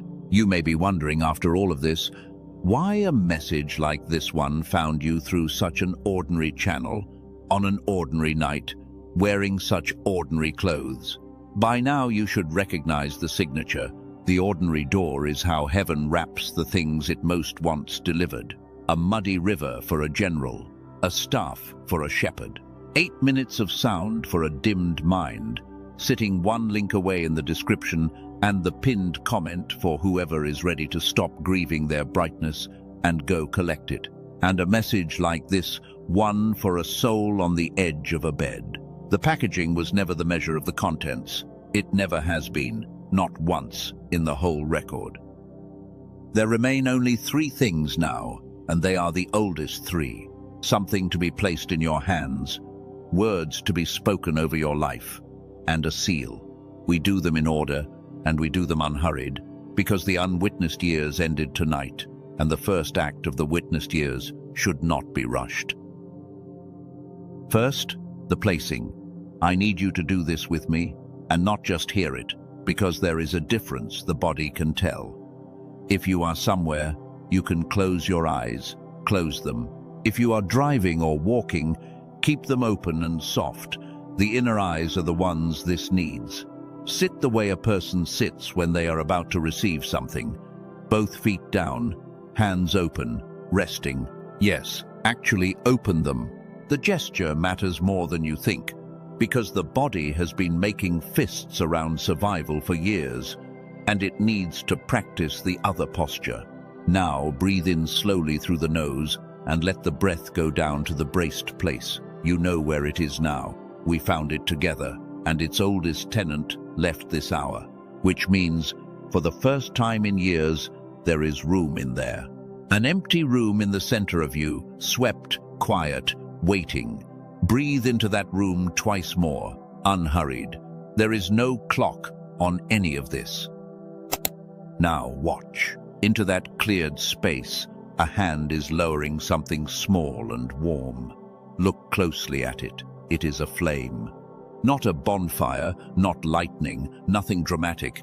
Heaven has already taught you tonight how it packages what it treasures. A single steady flame, the size of the one that survived under the ash all those years, because that is exactly what it is.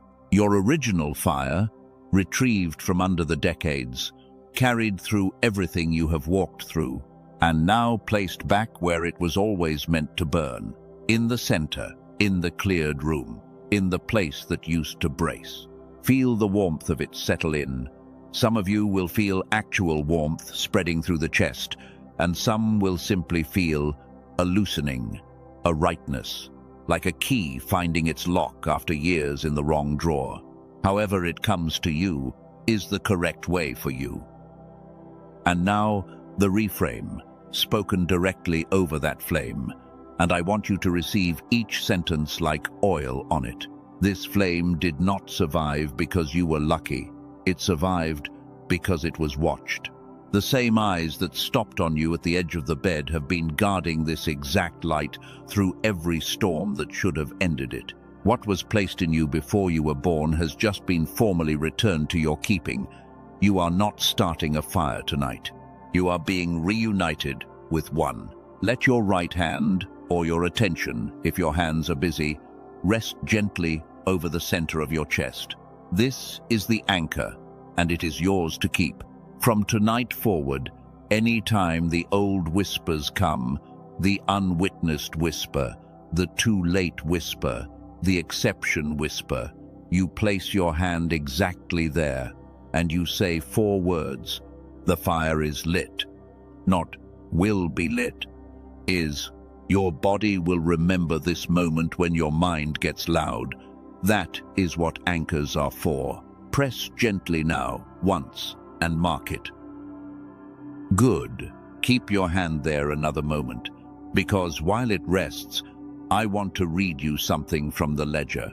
You did not know a ledger was being kept, but you have felt the weight of hoping it was. So hear a partial reading of what the witness recorded, and understand that every line of it is now testimony and not speculation. Recorded, the mornings you rose with nothing and worked anyway. Recorded, the prayers you kept praying after feeling left the building. Recorded, every kindness done in secret for people who never thanked you. Every tear in the car. Every smile worn like armor so the children would not worry. Every almost that became a stayed. Recorded, the night on the edge of the bed, filed under the heading you now know, and recorded, tonight, this hour, the evening, the account was finally opened and read to its owner. The ledger was never empty. You were never once writing into the void, and the balance of that account does not expire, because the one who keeps it does not lose interest in what he records. Some of you have a hand on your chest and tears you did not schedule, and I want you to know that nothing is wrong. That is decades of held breath leaving. Let the body do its bookkeeping. It has earned the release. Now, open your eyes if they were closed, and come stand at the overlook with me, because before the words are spoken over your life, you should see the country they are going to be spoken into. Look out at the next few years, not with the old eyes, with the eyes of tonight. See the near field first, the coming weeks. The fog beginning to break in patches, the way it broke for the woman in the doctor's office, whether through the door you walked through tonight or through the practices placed in your hands, or both. Working above and beneath, the morning sentence spoken in your kitchen, the ember minutes turning into ember half hours because you lost track of time, which is how you will know the conversation inside has resumed. Then the middle distance, the idea, the one that has circled your life for years, finally landing. Built now, not perfectly, but really. The provision questions beginning to answer themselves in ways you will only see the pattern of afterward. A door here, a person there, the strange arithmetic of a life back in alignment. Your people noticing the change before you explain it, and the younger ones in your line quietly recalibrating what they believe is possible, because someone in the family came back on. And then the far field, the part you will not tell many people about because it sounds too large. You, in the second watch of your life, at full brightness, doing the thing you were formed for. Not famous, necessarily. Fame was never the assignment. Effective. A weapon of mercy in a world starving for exactly what got preserved in you under all that ash. Standing in rooms you cannot currently imagine being invited into. Saying things that unlock people because everything you survived turned out to be curriculum. The country is real. It has been waiting on your capacity, and your capacity has been scheduled for return. If you can see even the edge of that country from here, put it on record while you stand there. Write in the comments, count it begun. 3 words, dated tonight. There are moments when a soul needs its own testimony in writing. Somewhere it can be found again on a hard Tuesday. Let this be that. One more thing before the blessing, because I would be failing you if I did not say it plainly one final time. Everything spoken tonight stands on its own, and none of it was conditional on any door. But if, somewhere in this hour, something in you leaned toward that 8-minute river, that leaning deserves honesty instead of hesitation. The page is in the description and in the pinned comment. The arrangement is $39 today. The gifts are stacked, and every dollar of it is retrievable if it is not your river. You have made harder decisions than this with less light. Do not let this be the one place tonight where the old bracing gets the final word. Trust the leaning, then come back, because the blessing is next, and it has your name on it either way. But a returned flame must be guarded, and nobody hands back something precious without teaching its keeping. So before the words are spoken over you, receive the keeping instructions, because there are 3 thieves that specialize in newly returned fire, and all 3 will visit you this month. I want you to recognize their knock. The first thief is the old circle, not enemies. This thief never looks like an enemy. It is the familiar voices who knew the dimmed you, who are comfortable with the dimmed you, and who will feel a flicker of alarm when the lights start coming back on in your windows. Some of them will celebrate you, but some, and you already know which ones, will begin the gentle work of restoration, reversal. Are you sure about all this? You have tried things before. Remember to be realistic. Hear me carefully. Most of them will not even know they are doing it. A dimmed person in the family system is a known quantity, and systems defend their known quantities. You do not need to fight anyone. You just need to know that for a while, the flame is not for public display. The old teachers put it in 4 words. Tell no one yet. There is a season when a returned fire needs walls more than it needs witnesses, and you are in it. The second thief is bitterness, and this one is subtle because it arrives dressed as insight. Around the 2nd week, when the clarity starts returning, a dangerous arithmetic will present itself. If this was possible all along, then who do I get to be angry at? The schools, the years, the people who dimmed me, myself, for not finding it sooner. That anger will feel like justice, and a day of it is human. But settle into it and watch what happens. The same survival chemistry that ran the original dimming comes back online, because bitterness is just threat assessment pointed backward. You cannot hold the flame and the ledger of offenses in the same hands. This is why the hour with the old list matters so much. Do the grieving once, properly, and then let the recovered years be spent on recovery. The scriptures do not say the locust years get explained. They say they get restored. Take the restoration. And the third thief is rush. The moment the ideas return, the temptation will be to launch everything at once, to make up for decades in a quarter. 10 projects, 5 commitments, a declaration to everyone you know. That is not the fire talking. That is the old scarcity, panicking at abundance, certain the window will close again. It will not close again. Whole brain restoration is not a lightning strike you must harvest before the storm passes. It is a residence being reoccupied. Build like a resident, not a looter. One idea, walked out properly, beats 10 ideas scattered in the panic of recovered brightness. The second watch is long, and it was measured to fit your assignment. You have time. For the first time in years, you actually have time. 3 thieves, 3 defenses. Walls for the old circle. The completed grief for bitterness. Residency against the rush. Keep those 3 and the flame keeps itself, because fire that is fed and sheltered does its own growing. Now, the last instruction before the blessing, and this one is not defense, it is offense, and it is the part of the keeping that nobody expects. The surest way to keep a returned flame burning is to light other lamps with it. This is not a metaphor, it is a law of the kind of fire we are discussing. From tonight, you are no longer just the one who was witnessed. You are qualified to witness, and you have no idea yet what that qualification is worth in the rooms you already stand in. The co-worker running on fumes, the sibling whose messages got short, the person in your church who plays the strong role so well that nobody has ever once asked if they are all right. You know the signs now. You could write the list yourself because you lived every line of it. You do not need training to do what I did tonight. You only need the sentences. I see what you have been carrying. It has not gone unnoticed. What you call barely holding on, I have watched, and I am telling you it counts.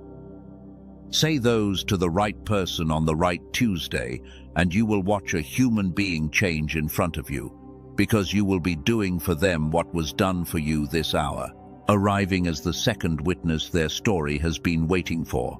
Heaven does not only send messages through channels like this one, it far prefers to send them through people who have survived the same night.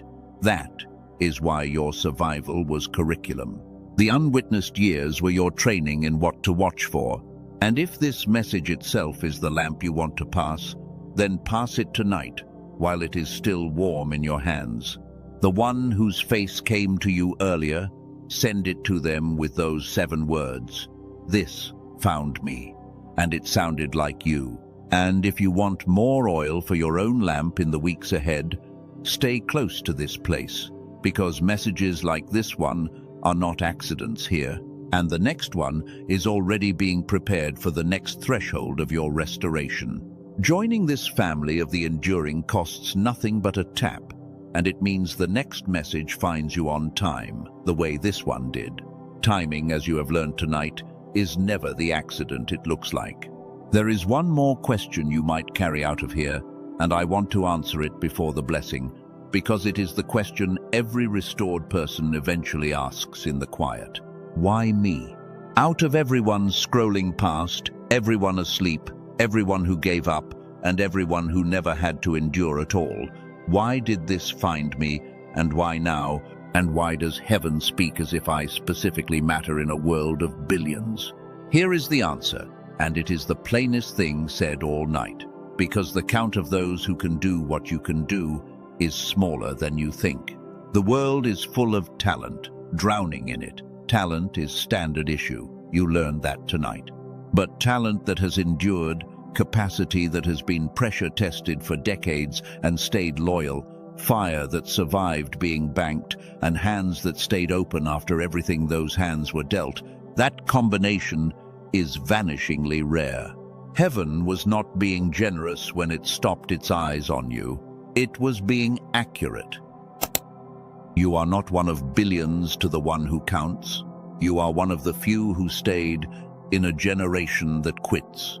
And the second watch has more assignments than it has watchmen. That is why now. There was never anything random about it. So stand up on the inside. The blessing is here. Before anything is declared, we pause. Not the pause of having nothing to say, the pause of standing in front of something. The old word for this posture is beholding, and almost nobody does it anymore, which is part of why almost nobody feels what you are about to feel. Consider, quietly, what has actually happened in this hour. You arrived carrying a story about yourself that you had been carrying for decades. The story of the one nobody saw, the one who barely made it, the one whose best years were spent on surviving and whose file was full of shame. That story walked in here tonight with you, and it is not walking out.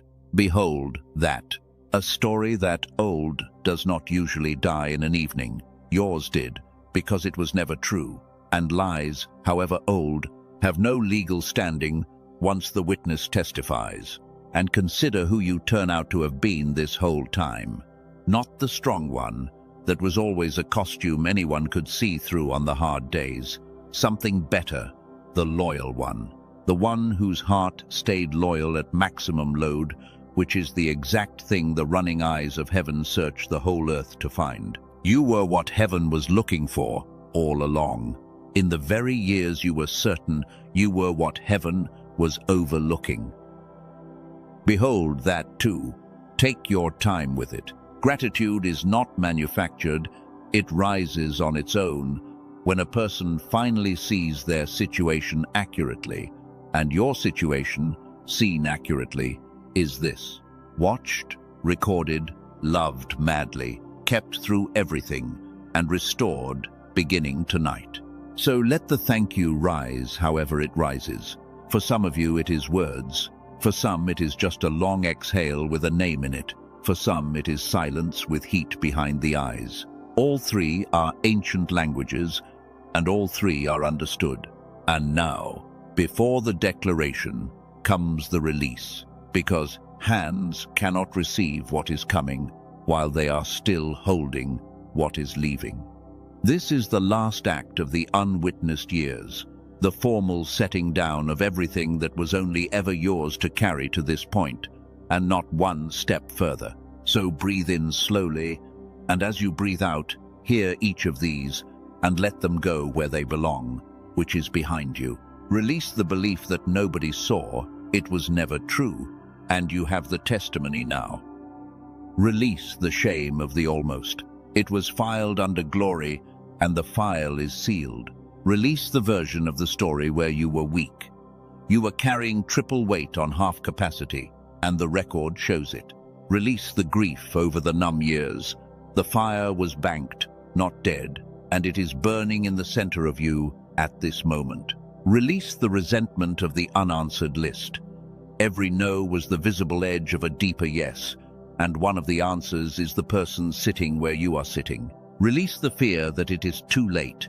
The second watch was appointed before you were born, and it has not started without you, because it cannot start without you. Release the suspicion that you are the exception. That voice was the dimmer talking, and the dimmer does not get a vote anymore. And release the bracing. The oldest tenant is gone, the flame is in the room now, and a braced chest cannot carry an open fire. Let the shoulders drop, let the jaw unlock, let the stomach unclench all the way down. There. Feel how much lighter a person is when they are only carrying what is actually theirs. That lightness is not emptiness, it is capacity, cleared for what comes next. Some of you just released things you have held since childhood, and your body knows it even if your mind is still catching up. Do not analyze it tonight. Analysis is the half instrument, trying to supervise something that was never its department. Just breathe, and let what left leave. Now stand, on the inside, the way a person stands when their name is about to be read out at a ceremony, because that is precisely what happens next. Everything tonight, the witness, the ledger, the yes, the flame, all of it has been leading to a set of words spoken not about you, but over you. And the difference between those two things is the difference between information and inheritance. Hear them and receive them. Do not evaluate them. You have evaluated yourself for decades, and look where the evaluations got you. Tonight, the assessment comes from the record, and the record does not flatter, it reports. You are the one who stayed. When every reasonable voice said stop, when the evidence agreed with the voice, when quitting was not only easier but arguably justified, you stayed, and heaven counts you among the stayers, which is its most exclusive census. You are the keeper of the quiet yes, spoken in the dark, with nothing behind it but will, more than once, at full price. It moved the only audience that matters, and it is still moving him. You are the cycle breaker of your line, the one appointed to stand still in the middle of the track. Patterns 100 years old lost their momentum in you, and children not yet born will grow up free inside the interruption you made, and never know your name is the reason. Heaven knows, You are the keeper of the returned flame. What was banked has been unbanked. What was dimmed is being undimmed. The original brightness, witnessed at age 5 in nearly every child alive and kept alive in you against all odds, is formally back in your keeping as of tonight. And you are a watchman of the second watch, not left over, not too late. Appointed to the exact stretch of the night when the faithful are found awake, with an assignment measured to fit everything you survived and everything now coming back on. That is the record. That is who was sitting on the edge of the bed. That is who is listening to this sentence right now. But a record read over you is only half a ceremony. The other half is what you do with your own mouth, because the scriptures are strangely insistent on this mechanic. Death and life are in the power of the tongue. With the heart one believes, and with the mouth confession is made. Heaven testifies over you, and then heaven waits, because the seal on an inheritance is the heir agreeing out loud. So this part is yours, not mine, not the third voice, yours. I will give you the words, but the power of them is entirely in whose mouth they are in. Say them in a whisper if the house is asleep. Say them in the car at full voice. Say them inside if that is all tonight allows, but say them like signatures, because that is what they are. Say, I am the one who stayed. Say, I am seen. I was seen the whole time. I will never again live as an unwitnessed person, because I know who was in the room. Say, I am the keeper of the quiet yes, and my yes is still on the table. Tonight I say it again with a whole heart. Yes to the story. Yes to the second watch. Yes to the assignment I cannot even see yet. Say, I am not the exception. The love that finds the enduring kind has found me, and I am done arguing with it. Say, I am not too late. I am precisely on time, because the appointment was set by the one who set the times. Say, the fire is lit. It survived every year that should have killed it. It is in the center of me now, and I will feed it, and guard it, and light other lamps with it until the watch is over. And say this last one slowly, because it is the one your whole life has been waiting to hear you agree to. I am madly loved, not tolerated, not barely acceptable, loved madly by the God who saw it all. If your voice shook on any of those, good.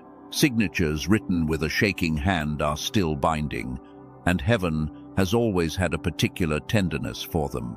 The agreement is made, the inheritance has an heir, and the heir has a voice.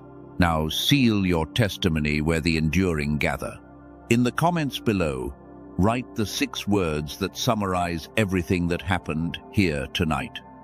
I am the one who stayed. Write it, and then stay a moment and read the others who wrote it before you. Hundreds of them, each one, a soul who sat where you are sitting, each sentence, a lamp in a window. You thought you were the only one awake in the second watch. Look at the watchtowers, all lit. That wall of witnesses is not a comment section, it is a muster. And now the sending, because ceremonies that do not send are just feelings with better lighting. Go from here as a witnessed person. Walk into the same kitchen, the same job, the same Tuesday you left an hour ago, and watch how differently a seen soul carries the same circumstances.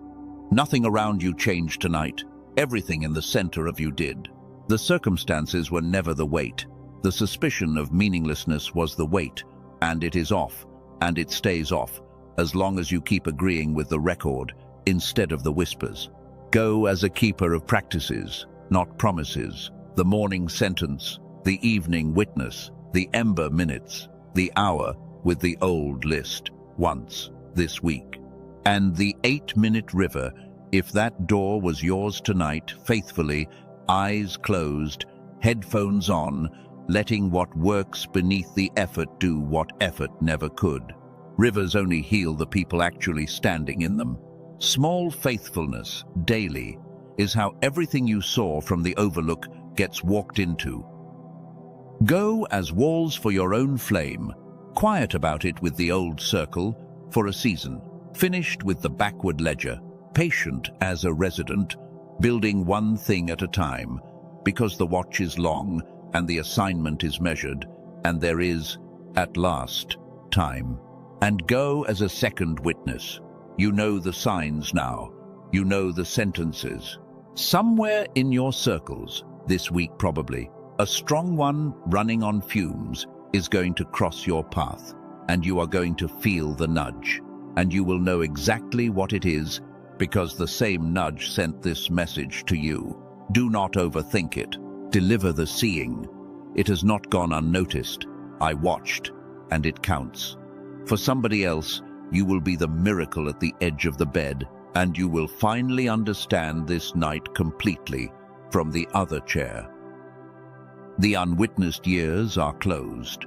The record is read. The flame is placed. The words are signed.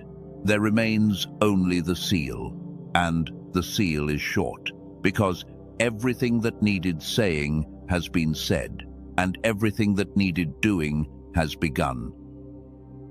But a watchman is not sent into a watch without orders for the first week, so before the seal, receive the walkout plan, day by day, because the difference between a holy night and a changed life is always what happens in the following 7 mornings.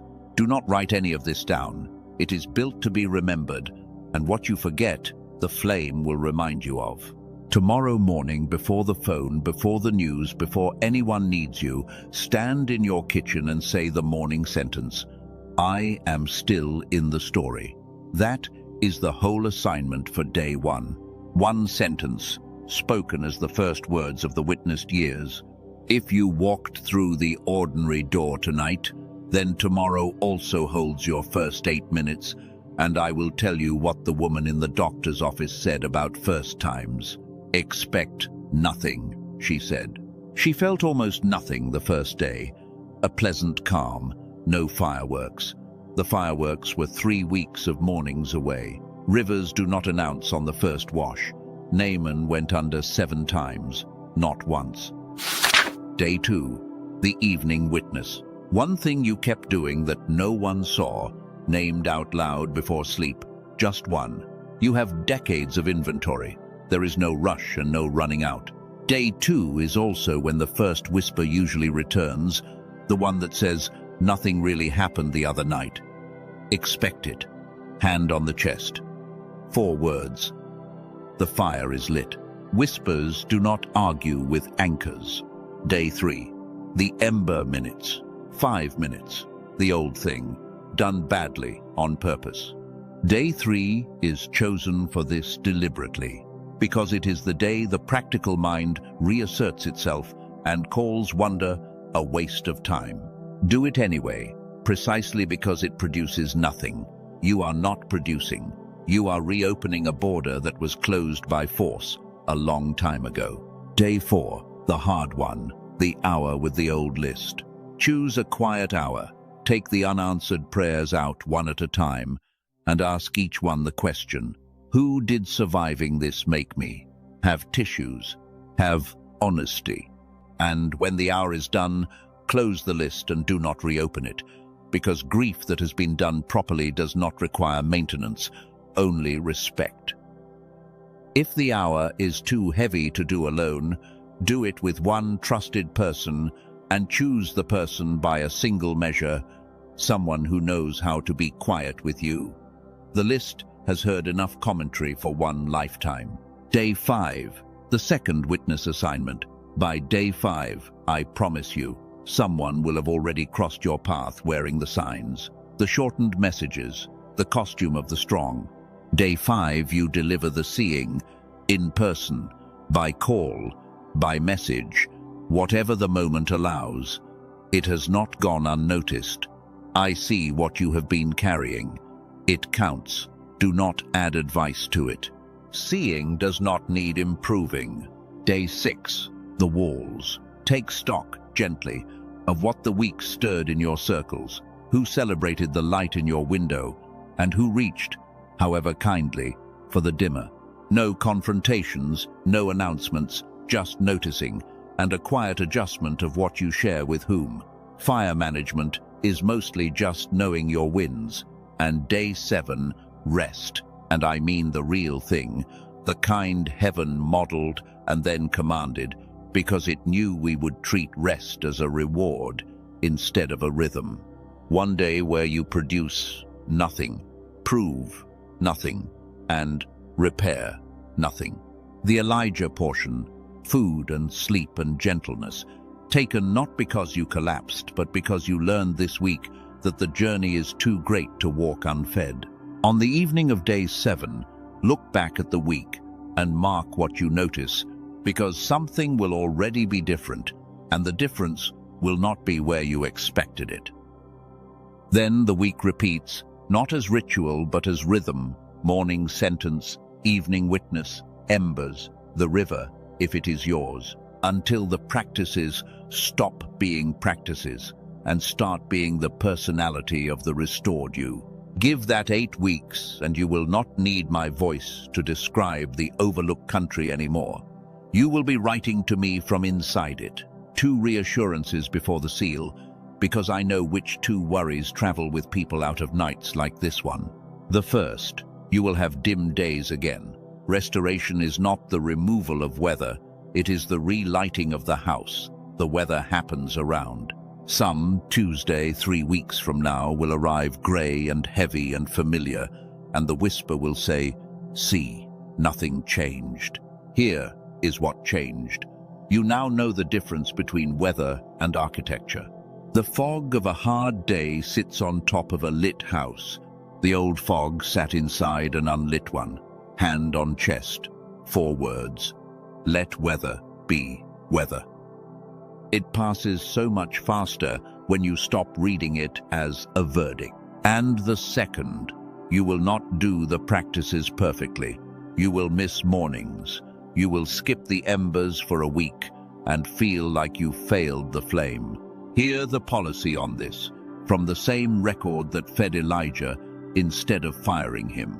The 8 minutes forgive a missed day. The practices forgive a lost week. The whole architecture of your restoration was designed by someone who knows exactly how tired you have been, and it runs on return, not on streaks. The question is never whether you fell off. It is only ever whether you came back. And you, of all people, have already proven what you do about coming back. It is the single most documented fact about you. That is everything. The hands are full. The orders are given, the week is mapped. Now the seal, and then I will let you go, because the second watch does not keep itself, and yours, officially, has begun. And before that seal is set, there is one last story you need in your pocket, because the week ahead will hand you moments when everything tonight feels far away, and stories travel better than arguments when the feeling fades. There was a day in the life of David, long before any crown, when he came home to a place called Ziklag and found it burned to the ground. Everything gone. The town, the belongings, and, worst of all, every family of every man in his company, taken by raiders while the warriors were away. And the men who had followed David through every wilderness, the loyal ones, the enduring ones, wept until they had no more power to weep. The scripture says exactly that, until they had no more power to weep. You know that specific exhaustion. It is the one past crying. And then it got worse, because grief looks for a target, and the men found one. They spoke of stoning David, his own people, the lowest hour of his entire story. Lower than the cave years, lower than being hunted by a king. Everything burned, everyone blaming him, nothing left in any visible tank. The edge of the bed, at national scale. And in that hour, the record gives us one of the strangest and most important sentences in the whole book. But David encouraged himself in the Lord his God, himself. No prophet showed up. No angel with food, not this time. No friend put a hand on his shoulder. They were busy gathering stones. Every external source of strength was either burned, taken, or turned against him. And so he reached for the internal one, the last vault, the one that only opens under total siege. You have a name for what came out of that vault now. It was a quiet yes, spoken in the ashes of everything. And here is why this story is the one for your pocket. Watch what happened next, and watch how fast. David asked God one question, "Shall I pursue?" And the answer came, "Pursue, for you shall surely overtake them, and without fail, recover all." Recover all, and he did. Every family, every child, every possession. The scripture is careful to note that nothing was missing, and they came home carrying more than was taken, because the raiders had been collecting from other towns too. The lowest hour and the total recovery were separated by days, not years, days. And the hinge between them was not a rescue that fell from the sky. It was one exhausted man encouraging himself in his God when every other source had failed, and then moving on the instruction that followed. That is the pattern for your week 1 and your month 1, and every grey Tuesday that tries to tell you nothing changed. The sequence is now yours. Encourage yourself with the record you were given tonight, out loud if needed. Ask for the instruction, move on it, and expect recovery on a scale that accounts for interest. Because the God of Ziklag does not return things in the condition they were taken. He returns them with the raider's inventory attached. The years the locust ate are not coming back as the years they would have been. They are coming back as the years they will now be. Second watch years, full instrument years, witnessed years. People are going to ask you, what changed? Maybe not this week, but soon, because restored people are visible in ways they never expect. Some morning, someone who knows the dimmed version of you is going to look twice and say, "You seem different. What happened?"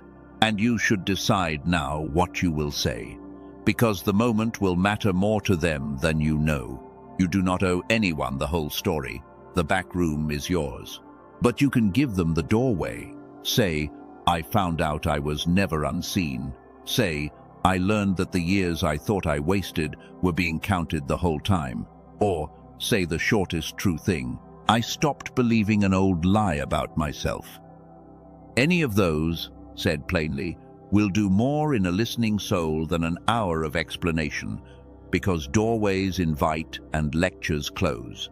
And if their eyes do that specific thing, the flicker of a person hearing their own situation described, you will know exactly what crossed your path and exactly what to do about it. You were trained for it by an expert this very night. One more grace note, and then the wax. Somewhere in the years behind you, there are people who did see you, imperfectly, partially, but truly. The friend who called at the strange right moment, the stranger whose one sentence held you through a season they know nothing about, the teacher, decades back, who said the thing you still keep. They were never coincidences either. The witness has always had deputies, sent pieces of seeing when the whole seeing had to stay hidden. It costs nothing to thank one of them this week, and I will tell you from long observation a message that says, "You probably do not remember this, but something you said held me up in a hard year. Thank you," is one of the most powerful documents a human being can send or receive. Deputies deserve to know their assignment mattered, and you, newly deputized, will want that same letter someday. Sow it now. So the pocket is full. Ziklag for the grey days, doorway sentences for the askers, a thank you ode to a deputy, and a seal, waiting for its wax. And there is one soul I refuse to close this without addressing directly, because I know you are out there tonight, listening to all of this from behind glass. You are the one who felt almost nothing. Others were weeping at the ledger and unclenching at the release, and you followed every word, agreed with most of it, and felt a faint warmth at best, and now a familiar verdict is assembling itself in you. It works for them. Something in me must be too far gone to feel it. Stay right there, because you are about to be very glad you listened to the end. Everything you learned tonight predicts your numbness, predicts it. A person who endured longer than most, who banked their fire deeper than most, whose bracing sat closer to the bone, does not thaw in an hour, and the depth of the frost is not evidence of dead ground. It is evidence of how long the winter was, which, by everything this message has taught you, is evidence of how large the assignment is. The ones who feel nothing at first are almost always the ones carrying the most. And feeling was never the mechanism anyway. Go back through the record with that eye. Naaman felt nothing walking into the Jordan. He was insulted the whole way down. The obedience healed him, not the sentiment. David at Ziklag did not feel encouraged. That is the entire point of the sentence. He encouraged himself, dry, by decision, in the ashes. Elijah was fed while actively wishing to die. Heaven has never once required a person to feel restored in order to restore them. It requires them to stay in reach. Keep the practices with a cold heart if a cold heart is what you have this month. Say the morning sentence flat. Do the 8 minutes numb if that river is yours, remembering that it was built precisely to work beneath what you can feel. Thaw arrives on its own schedule, and it always arrives last in the places that froze first. When it reaches you, and it will, likely in some completely undignified moment 3 weeks from now, in traffic, in the cereal aisle, you will suddenly find yourself blinking back the entire evening at once. I am telling you now so that when it happens, you will know exactly what broke loose, and you will hear this voice saying, "Told you, you were never behind glass. You were behind ice, and ice was always going to lose to a lit fire. It was only ever a question of weeks." So no one is leaving this message empty-handed, not even the frozen. The feelers leave with a fire they can feel. The thinkers leave with a mechanism that survives scrutiny. The doers leave with a week of orders. And the numb leave with the strongest possession of all, a prediction, sealed and dated, waiting to come true in a cereal aisle. Hold all of it loosely except one thing. If everything else from this hour scatters, if the names fade and the practices blur and even the week one plan dissolves into the noise of your demanding life, keep the one thing, because the one thing regrows all the others. He saw it all. 4 words. Carve them wherever you keep permanent things. Every practice, every reframe, every recovered year grows back from that root, because a person who knows they were seen cannot be convinced for long that they do not matter. And a person who cannot be convinced they do not matter is, in the end, unstoppable in exactly the quiet way heaven prefers. And a final word about tonight itself, the literal next hours, because ceremonies stir deep water, and deep water takes time to settle. Do not be surprised if sleep comes strangely tonight.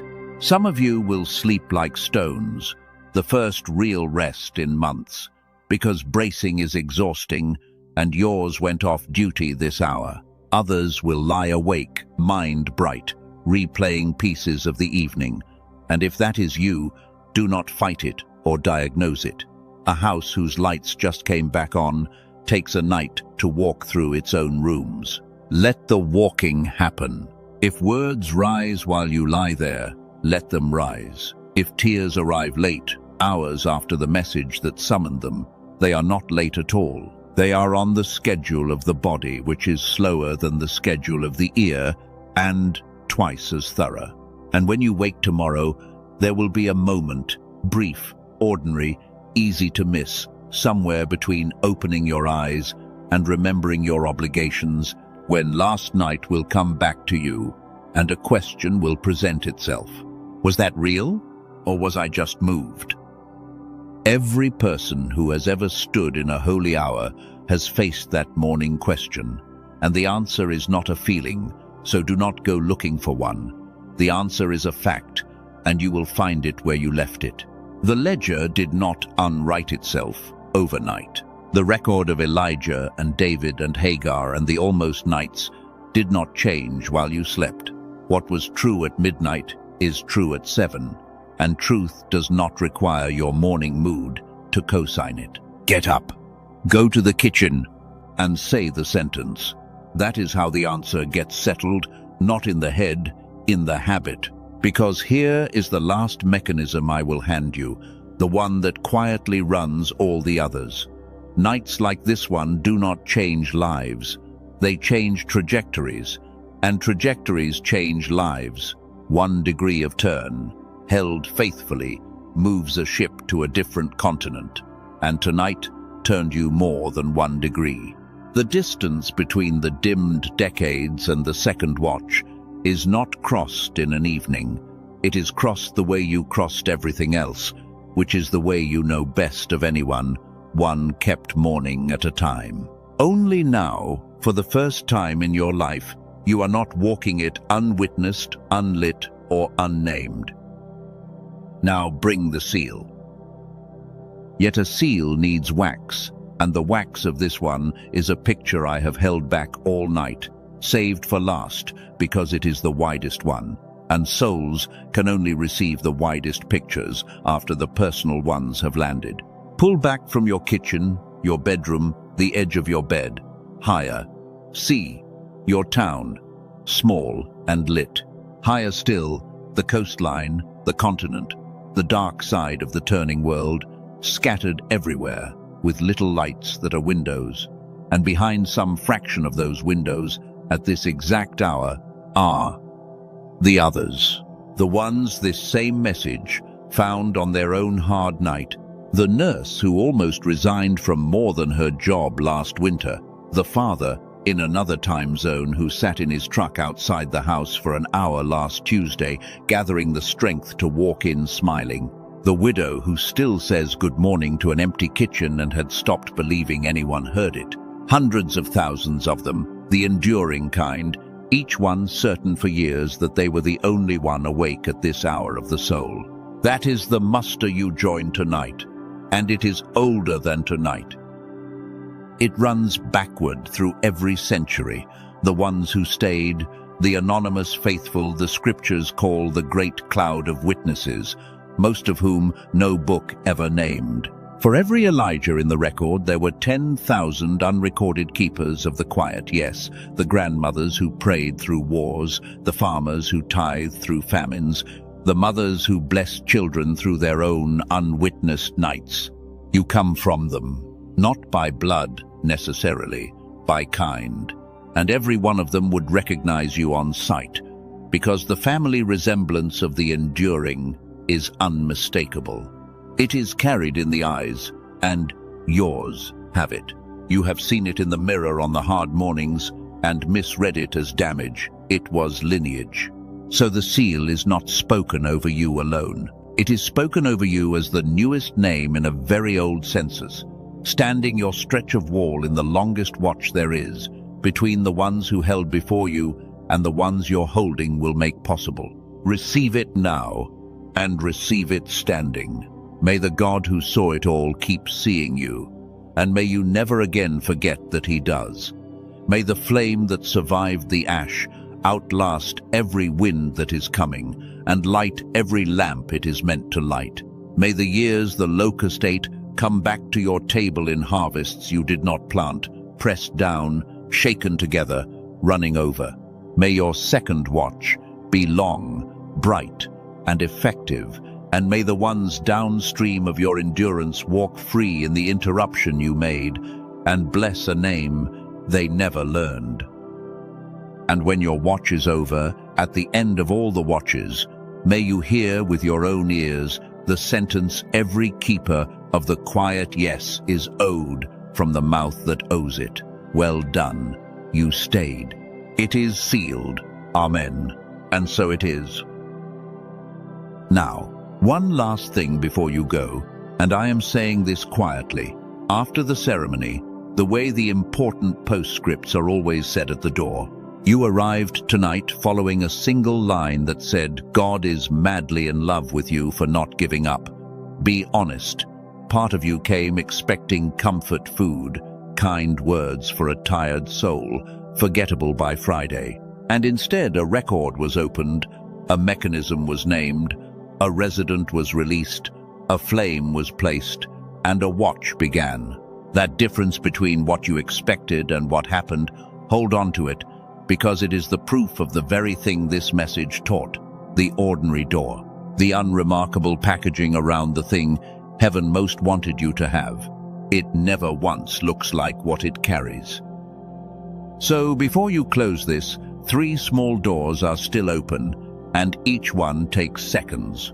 The comments below are holding your 6 words if you have not written them yet. I am the one who stayed, and the muster reads its own roll call, so add your name to the watch.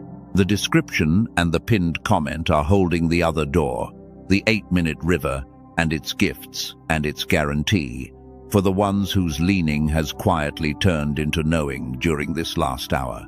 And the send button is holding the 3rd, the lamp pass, the face that came to you earlier, 7 words. This found me, and it sounded like you. 3 doors, none of them dramatic.